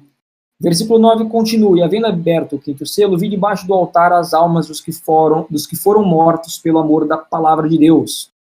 Aqui eu vou parar, só vou dar esse trechinho, que é legal mostrar quem é que está morrendo. Aqueles que tiveram amor pela palavra de Deus. Eu não tenho como, gente, sinceramente, eu não tenho como agora, nessa altura do campeonato, defender o arrebatamento secreto, entendeu? Realmente eu diria que já passou essa fase aí. Espero que aqui ninguém ainda acredite nessa heresia aí. Claramente, quem está morrendo aqui são aqueles que amaram a palavra de Deus. Né? A pessoa que defende o arrebatamento diz que não. Que quem vai ficar aqui, que vai sofrer na mão do anticristo é o que não se santificou. Negativo. Eles foram mortos por amor à palavra de Deus, são fiéis, por amor do testemunho que deram. Então não, negativo. Simplesmente negativo. A Bíblia não fala disso, não. A Bíblia fala de muitas almas sendo mortas por amar a Cristo, né? Como testemunho. Então a gente já sabe exatamente o que está acontecendo aqui nesse quarto, né? Morte e o inferno seguia. Ferrou, rapaziada. Aqui é loucura. Foi-lhes dado o poder para matar a quarta parte da terra com espada. Ou seja, o segundo, com fome, o terceiro, e com peste, doença, e com as feras da terra. Olha só, feras da terra são animais. O que está escrito aqui em Apocalipse é o que está escrito aqui. A Bíblia escreve e descreve que vão ter gente morrendo e sendo entregue aos animais. Isso já aconteceu no passado em Roma, vai voltar a acontecer. Né? Para quem não sabe, cristãos eram mortos em Roma, no Coliseu, entregues aos leões, né? Eram entregues vivos, morriam as famílias, morriam cantando, né? Cantando os hinos, louvando a Deus, mas devorados pelos leões. Né? Isso acontece também em algumas outras eras, eu acho que o Luigi vai conseguir explicar melhor isso, né? O Luigi conhece mais a história aí. Mas eu me lembro mais dessa fase aí de Roma. Não sei se tem isso mais em alguma fase. Teria, Luigi? Então, a perseguição, assim, envolvendo a questão de animais, era mesmo entre os romanos, especialmente na grande perseguição. Isso que é interessante. Existe um período na época romana, que foi bem depois dessa época do Apocalipse, para não confundir com Nero nem nada. Mas foi a perseguição de Diocleciano, né? Que foi a grande perseguição que logo precedeu a legalização dos cristãos, e foi lá que se popularizou mesmo, apesar de antes de já morrerem com animais, foi lá que se popularizou essa coisa, essa imagem do mártir ali, sabe, indefeso, entregue realmente às feras, né? Interessante. E isso foi lá no ano 300. Muito bom. Tem alguém mandando mensagem aqui, né? A Lília mandou uma fotinho bonita. Essa aqui tá mais ou menos mesmo. Tanto que o quarto cavaleiro aqui, ele tá até meio com uma fumaça, né? Meio umas feridas aqui na pata dele. Não sei se é o quarto, sei lá, não sei se é o primeiro. Tô vendo um bagulho verde aqui, né? Deve ser o primeiro, o segundo, o terceiro e o quarto, acho que é isso. Mas é isso, pessoal. Olha lá. Ou seja, esse último aí, ele é a consumação do sofrimento. Né? Os que já não foram conquistados, foram mortos à espada, foram mortos à fome, agora vão morrer mesmo, vão morrer pela espada novamente, pela fome novamente, pela peste, doença. Arma química, às vezes doença, às vezes coronavírus, às vezes peste. Sei lá, aparece um novo vírus, a gente fala de coronavírus. Será que não vai ter coisa pior antes de Jesus voltar, cara? Querendo ou não, já tem gente morrendo hoje com peste, né? Então, complicado. E com as feras da terra. A gente tem ali em Mateus 24 o paralelo desse quarto cavaleiro. Aqui, ó. Vocês serão entregues para serem maltratados, e eles os matarão. Vocês serão odiados por todas as nações, por causa do meu nome. Nesse tempo, muitos hão de se escandalizar, trair e odiar uns aos outros. Muitos falsos profetas se levantarão e enganarão a muitos. E por se multiplicar a maldade, o amor de muitos se esfriará. Aquele, porém, que fica... Bom, na verdade, aqui já terminou, na verdade, o quarto cavaleiro, né? Só acho interessante que vocês entendam que os 3 cavaleiros iniciais são gerais. O primeiro, o segundo e o terceiro referem-se a não só 3 direções dessa destruição, desse julgamento que Cristo inicia, como sobre o mundo todo, especificamente sobre ninguém. Já o quarto é especificamente sobre os cristãos. Cronologicamente, a gente sabe disso por conta do uso de palavra feras. Não é normal que as pessoas sejam mortas por feras. Não é normal que isso aconteça, ainda mais em 2020, 2030, sei lá, 2050, 3000, né, quando Jesus voltar, ninguém sabe. É possível que o fato de elas estarem sendo mortas por feras indique que alguém está entregando elas a serem mortas por feras. Então não há dúvidas que esse quarto cavaleiro não é semelhante aos 3 iniciais, até porque ele cita os 3 iniciais, né?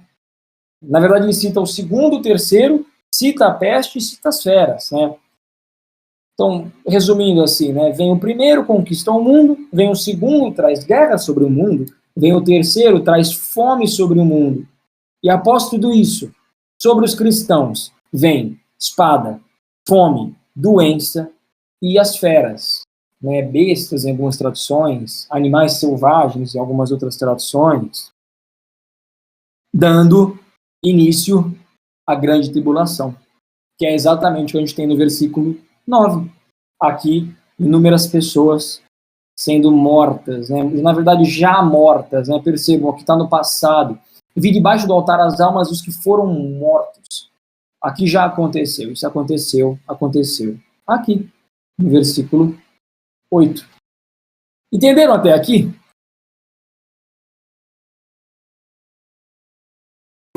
Eu entendi, só não entendi uma parte. Não sei se você comentou.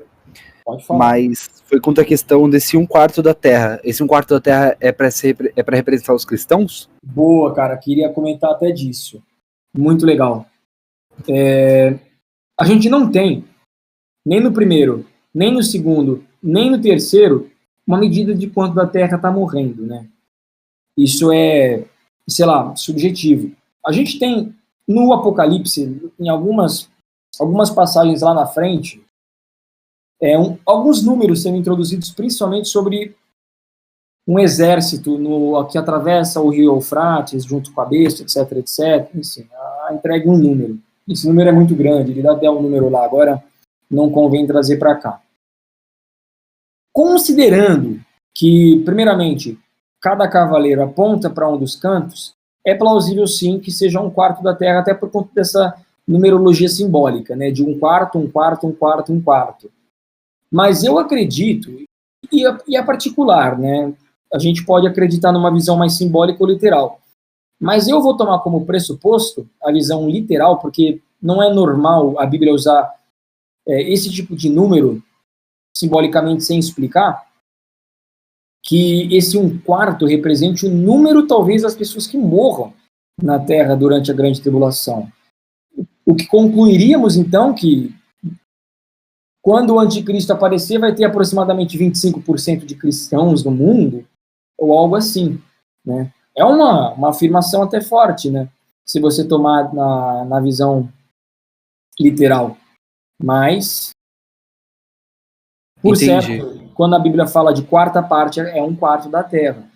A gente não sabe se é um dos continentes, se seria, tipo, um dos hemisférios, tipo, apesar que são 2 ou 2, dependendo de como se divide, é aquela coisa, e detalhe, é complicado falar isso aqui por conta do significado do quarto selo, do quarto animal.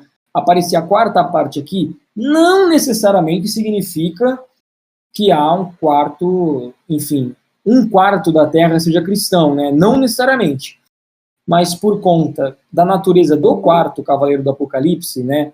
E da conexão com Mateus 24, claramente se tratando dos eleitos, a gente até talvez estimaria, né, que 25% do mundo vai estar sujeito à morte.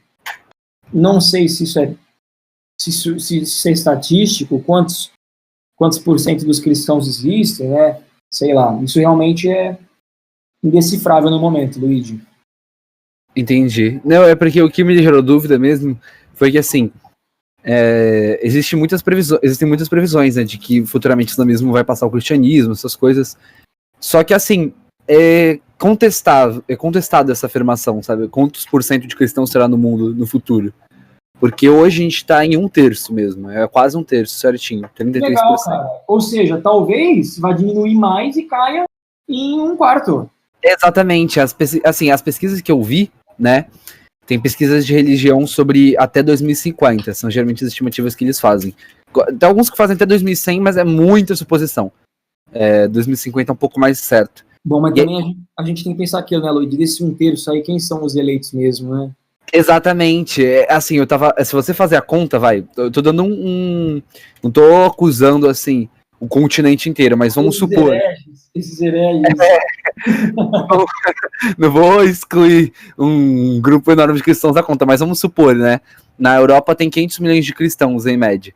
Não estou dizendo que são todos falsos, mas vamos supor que o número de cristãos da Europa seja igual ao número de cristãos falsos, né? Pegando aí, somando da Europa, da América, enfim, da Ásia, supondo que dê 500 milhões. Se a gente fizer a conta... da China, né? Não sei se aí da China, aí louca ainda também. Da China, então, a gente está acostumado, assim, as pesquisas mais antigas dizem 2,2 bilhões. Caraca. Mas na realidade são mais. Estamos já entre 2,4 até 2,5, se considerar os cristãos africanos e chineses. E assim, é interessante, eu só tô comentando mesmo, parece meio fora do assunto, mas eu achei legal, porque a África, por exemplo, já tá se tornando, já é considerada por muitos, se a gente separar a América do Norte e a América Latina como 2 continentes diferentes, a África já é o continente mais cristão, e no futuro vai ser mesmo o continente mais cristão do mundo. E a maior parte vai estar ali concentrada mesmo, de cristãos. Cara, que fantástico. Entende? Então, assim, se for essa quarta parte, né, considerando que, como você falou, subtraindo, supondo, né, os cristãos falsos, uns 500 milhões, dá certinho já mais ou menos 1/3. Então vai acontecer agora, né, mano? Pô, mas tu preocupa, né, cara? Meio preocupante. Talvez. O número já tá pronto, então. Caracas. Ô, louco. Muito legal, Luigi. Muito bom, cara. Show. Interessante. Muito legal. Então pode ser. É raro a Bíblia falar de quarta parte, metaforicamente. É muito. Aliás, eu acho que não acontece em nenhuma passagem. A Bíblia fala da terça parte do céu, quando Satanás cai e leva 1/3 dos anjos. A Bíblia fala que no fim vai cair um terremoto sobre a 10ª parte de Jerusalém. Mas imediatamente antes da vinda de Jesus, Jerusalém vai ser dividida em 3. A gente sabe que tem umas outras passagens aí que falam de quarta parte, terceira parte. Até mesmo no livro do Apocalipse, agora eu não me lembro. Mas enfim, sempre. Aliás, quando cai os flagelos, né? Cai o tal do amargo, que algumas pessoas traduzem como Chernobyl, seria esse absinto, que nas águas, a terça parte das águas, se não me engano, fica amarga. Depois, sei lá, a quinta parte dos oceanos fica vermelha. Aparece muito no livro de Apocalipse. E a gente tem assim, biblicamente, a gente tem a base hermenêutica para acreditar que isso é literal. Não é natural que as escrituras deem esse tipo de valor simbolicamente, mesmo porque não faz sentido. O que ela quer dizer? O que seria uma proporção simbólica? Só faria sentido se fossem números bíblicos, tipo 12, 3, 7. Eu digo assim, números extremamente que ocorrem muitas vezes, né? A quarta parte não é um número que faça muito sentido fora das cardinais, né? E como a gente já está se tratando dos cristãos especificamente, realmente eu acho que a proposta literal de interpretação da quarta parte faz mais sentido. Então, deve ser isso mesmo, Luigi. Valeu aí pelo feedback. É um bom, algo interessante a se pensar, assim, né? Se a Com gente fizer certeza. a conta certinha, já bate, então, quem sabe. Cara, Jesus está voltando, né? A gente vê os sinais, né? Claramente, os sinais estão cada vez mais claros. Mas perceba, pessoal, por mais que os sinais estejam claros, a gente não vai encontrar ou saber que a gente está perto da volta de Jesus pela perseguição dos cristãos, pela morte, pela fome, mas especificamente por uma coisa, pelo anticristo, porque é ele que é o primeiro selo. E é por isso que eu dei tanta ênfase nesse, porque Jesus, ele diz isso, né? E ele diz 2, 3 vezes. Quando ele responde a pergunta, né? Quando é que vai acontecer? Tá todo mundo querendo saber quando vai vir os Illuminati, né?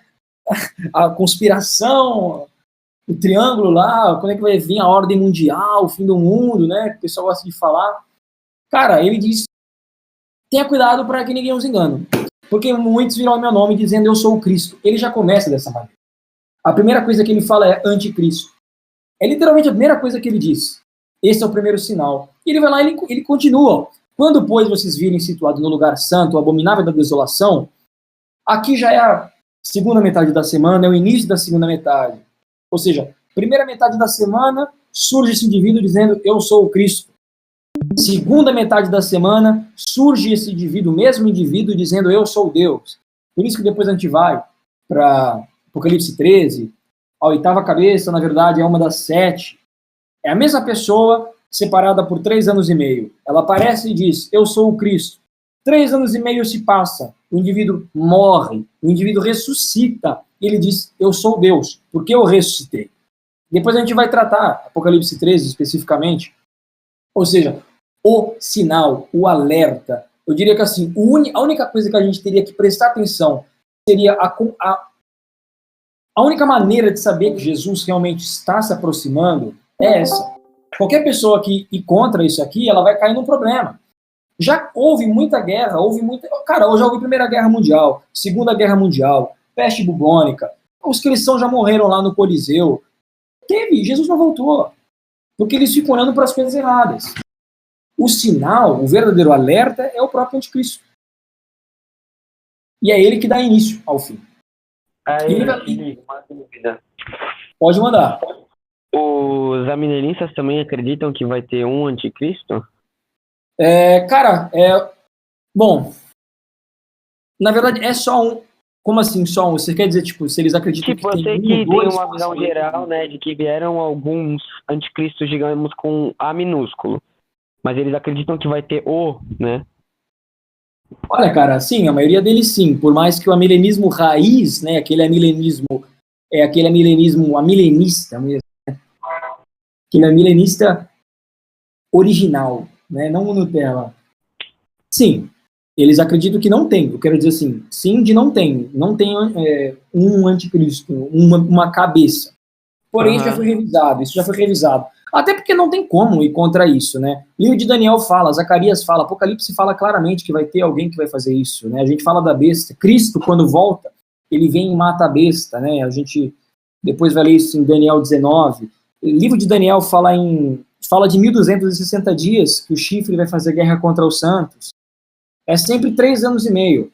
Ou seja, por mais que houveram muitos anticristos, é isso que João diz, haverá o anticristo com um artigo definido que vai encabeçar o espírito do anticristo.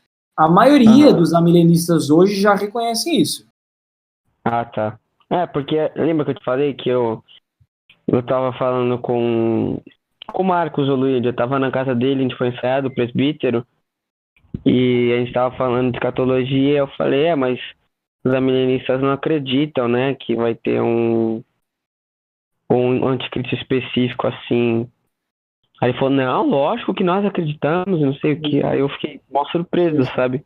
Não. O que acontece, Rafa, é que depois a gente vai tocar nisso com mais detalhe, né?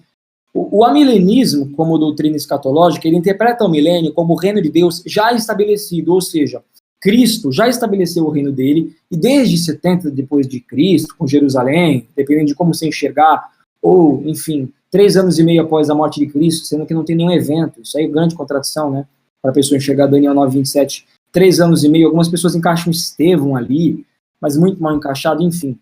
Jesus diz, não, o reino já veio, não falta nada para Cristo aparecer, ou seja, essa interpretação que aparece o anticristo, na verdade é uma interpretação simbólica, né? Haverão muitos anticristos, né? E aí eles usam que João escreveu que o anticristo já estava na Terra, sendo que João já morreu há muito tempo atrás, ou seja, ele surge, o amilenismo surge dessa interpretação do tempo dos fins, entendeu? Em que é contínuo, já tá rolando, é um fluxo contínuo e um dia simplesmente Jesus volta, acabou, e a eternidade de juízo. A maioria dos amilenistas hoje discordam. Não sei o que causou essa distinção histórica no meio, não sei quem foi o amilenista responsável para meio contornar o pensamento da maioria deles. Mas é isso aí. Beleza. Tá. Alguém tem mais alguma pergunta, pessoal?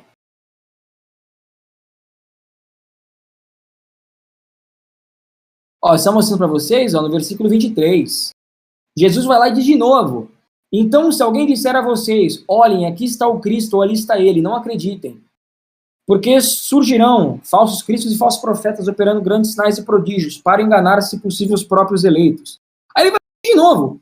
Portanto, se disserem a vocês, eis que ele está no deserto, não vá lá, ou se disserem, eis que ele está... Nossa, cara, para pensar. Ele vai lá e diz no início, haverão falsos cristos. Aí ele vai lá, virão a abominação da desolação, fuja. Aí ele vai lá e diz, dirão, ali está ele, não acrediteis. Aí ele vai lá e diz, eis que ele está no deserto. Aí a gente pensa, se até mesmo a menção do cavaleiro branco as pessoas pegam errado, se o texto eles pegam errado, imaginam a pessoa. É por isso que Jesus ele dá essa ênfase tão forte, né? Se possível até os eleitos seriam enganados. Esse se possível significa que não é. A gente sabe que os eleitos não serão, até por conta de outras passagens no livro de Apocalipse. Mas o engano vai ser tão grande que não se trata, pessoal, de uma coisa de esquerda, direita, sabe? Não é uma questão sociopolítica, sabe? Se trata de uma coisa que enquanto tiver a esquerda brigando com a direita, o rico brigando com o pobre, o negro brigando com o branco, vai aparecer um cara que diz que é Jesus, ou que diz que é o Messias. E esse cara vai ter tanto milagre, esse cara vai fazer coisas tão grandes, que todo mundo vai acreditar. E provavelmente, muitos cristãos vão ser tentados a acreditar. Tanto que Jesus diz para a igreja da Filadélfia, eis que te guardarei da hora de tentação que há de vir sobre o mundo, não de hora de provação. O fato de ele se encaminhar para a Filadélfia como eis que te guardarei da hora da tentação, é porque é tentação, cara. Você não é tentado numa coisa ruim, né? Eu dou um exemplo assim, o pessoal fala no mundo, né? Acha sobre a imoralidade sexual, ou uso de drogas, ou não sei o quê. Os pecados, eles são gostosos nisso. O pecado, ele é interessante, ele engana, ele realmente te suga. E se a gente cai em pecado, se a gente ouve as mentiras das coisas diárias, será que na maior tentativa, no ultimato da tentativa de Satanás se empoderar, vai ser fácil de não ser tentado? Lógico que não. Vai ser todo o poder dele em uma pessoa, a ponto de, na verdade, até em 2 pessoas, porque há um falso profeta. É uma pergunta meio que retórica, pessoal. Se não fosse o Espírito Santo, né, se não fosse Deus agindo através da gente, esses estudos que a gente faz, a gente talvez seria enganado. Né? É a questão dos eleitos. Os eleitos serão salvos, todo mundo acredita. Mas como eles são salvos? Através do Evangelho. Então, porque os eleitos serão salvos, então eu não vou estudar? Quer dizer, eu não vou evangelizar? É que tá. Os eleitos são salvos através da pregação do Evangelho. Da mesma maneira aqui, os eleitos não vão ser enganados. Mas como? Pelo estudo. É ridículo eu considerar, não, eu sou eleito, então eu não vou ser enganado. É a mesma coisa que a pessoa que fala, não, o cara é eleito, vai ser salvo. Ele é salvo por uma ação. E ele deixa de ser enganado por uma outra ação. E é por isso que Deus coloca profetas, quer dizer, coloca pastores, no caso, da igreja, né? Os evangelistas para evangelizar as pessoas de fora e os mestres, enfim, para ensinar as pessoas de dentro. É um trabalho, rapaziada, é uma ação.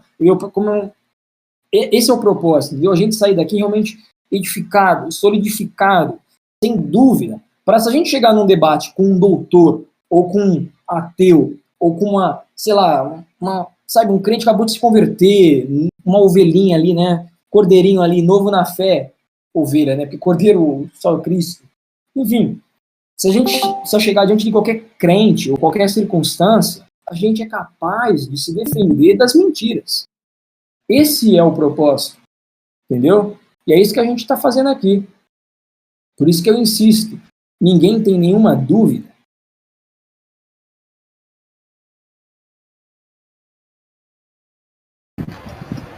Eu tenho só mais um. Pode mandar. Cada cavaleiro é chamado por um animal, certo? Exato, um dos querubins. E tem alguma coisa relacionada entre eles? Tipo, qual animal chama qual cavaleiro? Ou não? Nunca saberemos, cara. Só um dia, quando chegarmos lá. Poxa vida. Caraca, pois é. A Bíblia só fala que é o primeiro, o segundo, o terceiro e o quarto. Só que a gente não sabe a ordem, né, certinha. Pois é. E detalhe, a gente não sabe o nome, né? A gente não sabe nada. A gente sabe na Bíblia que Satanás era muito poderoso no céu, mas a gente sabe de Miguel, que é mais poderoso que Satanás, porque Miguel tem 2/3 dos anjos com ele, inclusive é Miguel que expulsa Satanás do céu. Jesus não expulsa Satanás do céu. Jesus ele vem, ele reina, a guerra no céu, e a Bíblia diz Miguel e seus anjos fazem guerra contra a serpente, e aí ele cai. O oponente de Cristo é o anticristo. O oponente de Satanás aqui, em Apocalipse, é Miguel. É um outro anjo, um poder semelhante. A gente tem Miguel, a gente tem... Eu digo oponente, pessoal, no sentido um pouco mais porradaria, sabe? Eu não acho que Cristo vai pegar uma espada e ir atrás de Satanás, ou é ele que prende. Não, ele tem anjos, né? Ele tem servos que fazem isso para ele. Cristo poderia fulminar Satanás imediatamente, se quisesse. Ele não faz na sua sabedoria, por conta da profecia, né? Mas é Miguel, dizem de Gabriel, né? Falam de Uriel e Rafael. De repente são esses 4 aí. Miguel, Uriel, Rafael e Gabriel, mas... Só especulação, né? Vai que, não sei. Nem sei se eles são querubins, né? Mas sei lá. Quem sabe um dia a gente... Quem sabe um dia... Aliás, um dia vai acontecer que a gente vai estar diante de Deus, então você vai poder conversar com eles, Luiz, de você mesmo. Tira essa dúvida. Tira você diretamente essa dúvida com os próprios querubins. Pois é. Mais preciso. Mas era só isso mesmo. Bom, legal. Ninguém tem mais dúvida, pessoal? Porque é isso. Hoje começou 6h30, deu mais ou menos aí 2 horas de estudo, só que também a gente deu uma atrasadinha no início para esperar o pessoal entrar. Deu aproximadamente 1h30 aí de estudo mesmo. De gravação tá dando 1h48 por enquanto. 1h48. Tá bom, aproximadamente 1h30, 2 horas, tranquilo. Ninguém tem mais uma dúvida, ninguém quer fazer um comentário. Pode ser uma coisa lá do começo que não entendeu, sem vergonha nenhuma, entendeu? Sobre outro livro, Mateus 24, como a gente citou, Daniel 9. Senão a gente encerra, pessoal. Tá tranquilo. Deu pra entender muito bem, foi muito boa a aula, o estudo. Foi bem claro e coeso. Legal, cara. Feliz. Daniel, Samuel. Sim, Victor. Eu adorei a aula. Inclusive, teria alguma lição de casa pra gente estar lendo e estudando? Eu não tenho uma lição de casa, mas o que eu costumo fazer... O que foi? Tem um vídeo do Leandro Lima. Cara, o Leandro Lima, ele concorda em algumas coisas, mas ele pega o primeiro errado, tu acredita? Ele fala que o primeiro cavaleiro é Cristo. Ele fala errado, inclusive. Por isso que é complicado. A gente tem sempre que comparar com as escrituras. Mateus, e é por isso que eu mostrei essa ênfase, né? O primeiro, ele é claramente o falso Cristo, não o Cristo. Mas também é um erro, o Leandro ele comete um erro que, tipo, muita gente comete, enfim, tipo 50% da igreja acredita que é Cristo, 50% acredita que é o anticristo. Eu estava vendo, inclusive, os testemunhas de Jeová acreditam que é Cristo, se eu não me engano. Enquanto geralmente os pentecostais acreditam que é o anticristo, então não tem consenso sobre isso. A gente só consegue tirar essa dúvida por conta de Mateus 24, né? Mas, Ale, eu não tenho mesmo uma lição de casa. O que eu tenho são perguntas, né, que geralmente eu faço para ver se a galera tá fincada, assim, no propósito, para ver quem pegou e quem não pegou, né? Eu posso fazer aí umas perguntas rapidinhas, para ver quem consegue responder. Vocês querem? Pode Mas ser. aí, eu peguei da metade, mas vamos ver. Beleza, cara. Vou tentar ficar mais calado agora. Não, pode responder. Se quiser responder, responde. É o primeiro que responder. É aquele botão lá que você aperta o botão vermelho, tá ligado? Aí eu sei. Beleza. Vamos lá. Perguntar para vocês. Por que o cordeiro é digno de abrir os selos? Pelo sacrifício? Sim. E o que são os selos? Juízo. Juízo, isso aí. Juízo, boa. Por que o sacrifício de Cristo significa autoridade para julgar?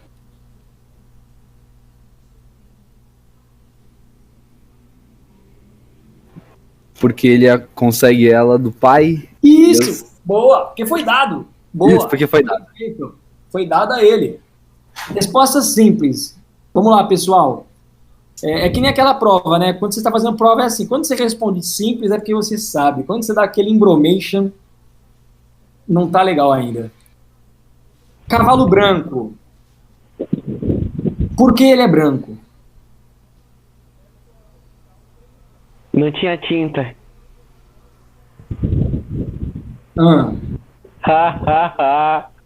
Tá todo mundo rindo, mano.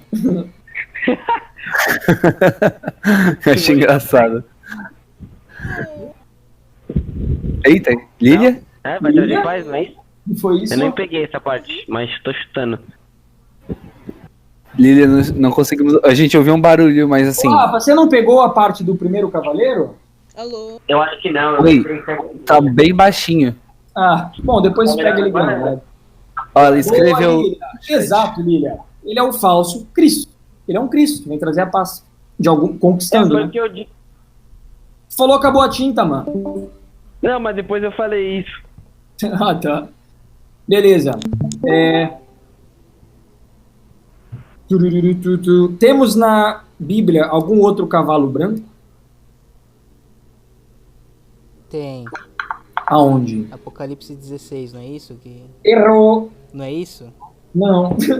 Chegou perto. Droga. Calma, como é que é? Tanta ousadia, mano. Não é quando descreve Cristo? Não, não é 16, pô. Tu errou o capítulo. 19. Ah, tá. 19.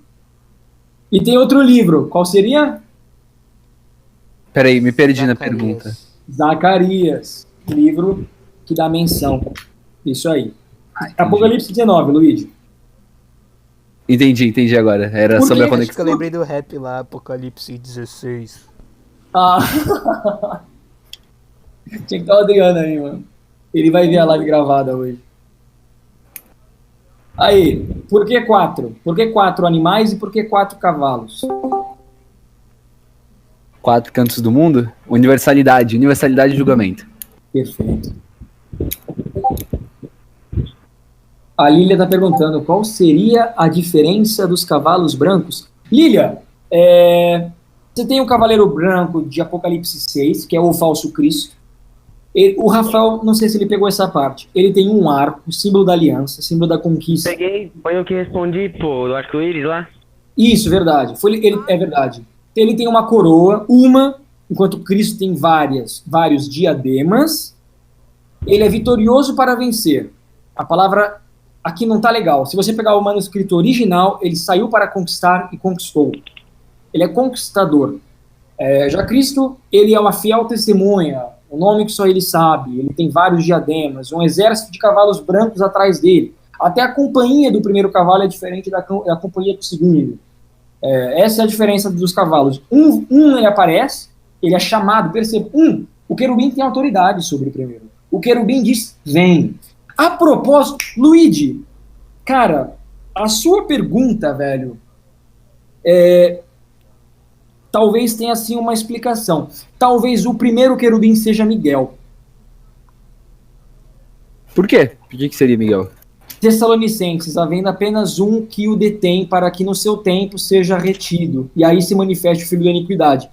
Se a gente vem para Apocalipse 12, a Bíblia fala que Miguel fez guerra com os anjos, Satanás cai expulso e a besta se levanta. Se a gente vai para Daniel capítulo 12, o anticristo ressuscita imediatamente quando Miguel se levanta, está escrito, e naquele tempo Miguel se levantará.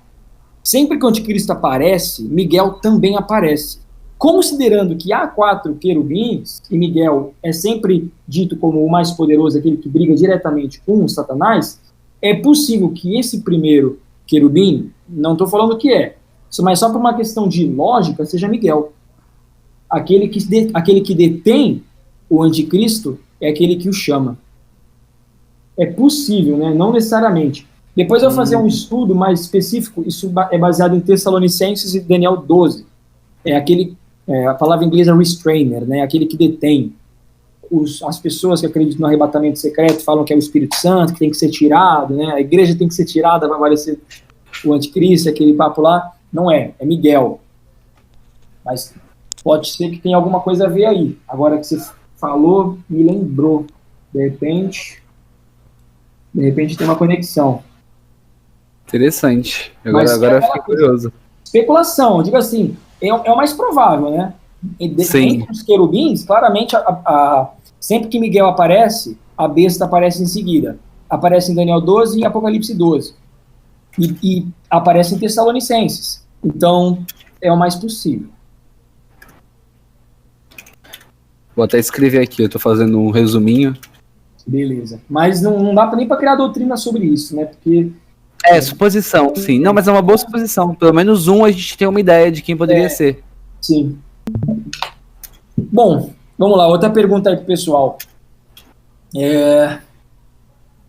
O quarto cavaleiro do Apocalipse, qual é a diferença dele para os 3 primeiros? Daniel, Ale, Lília.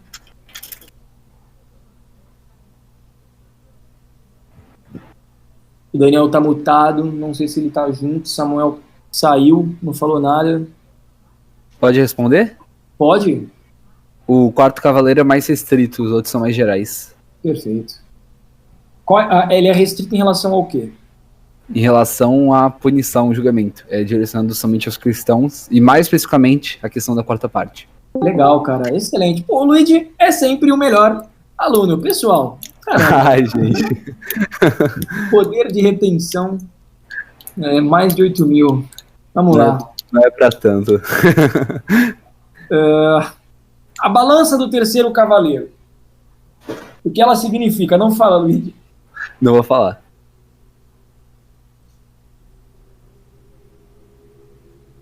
Seria a escassez, tipo um juízo. Não exatamente. É justiça.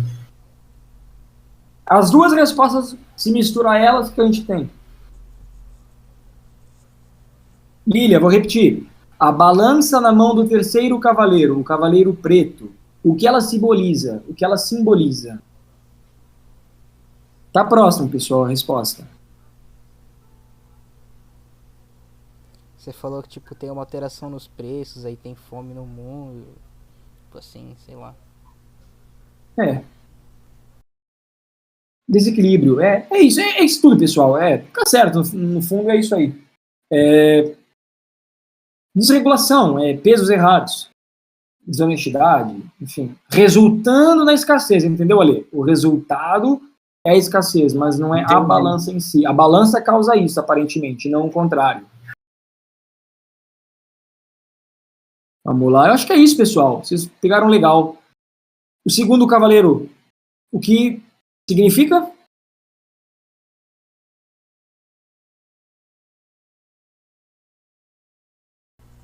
Aí galera, vou encerrar a gravação aqui.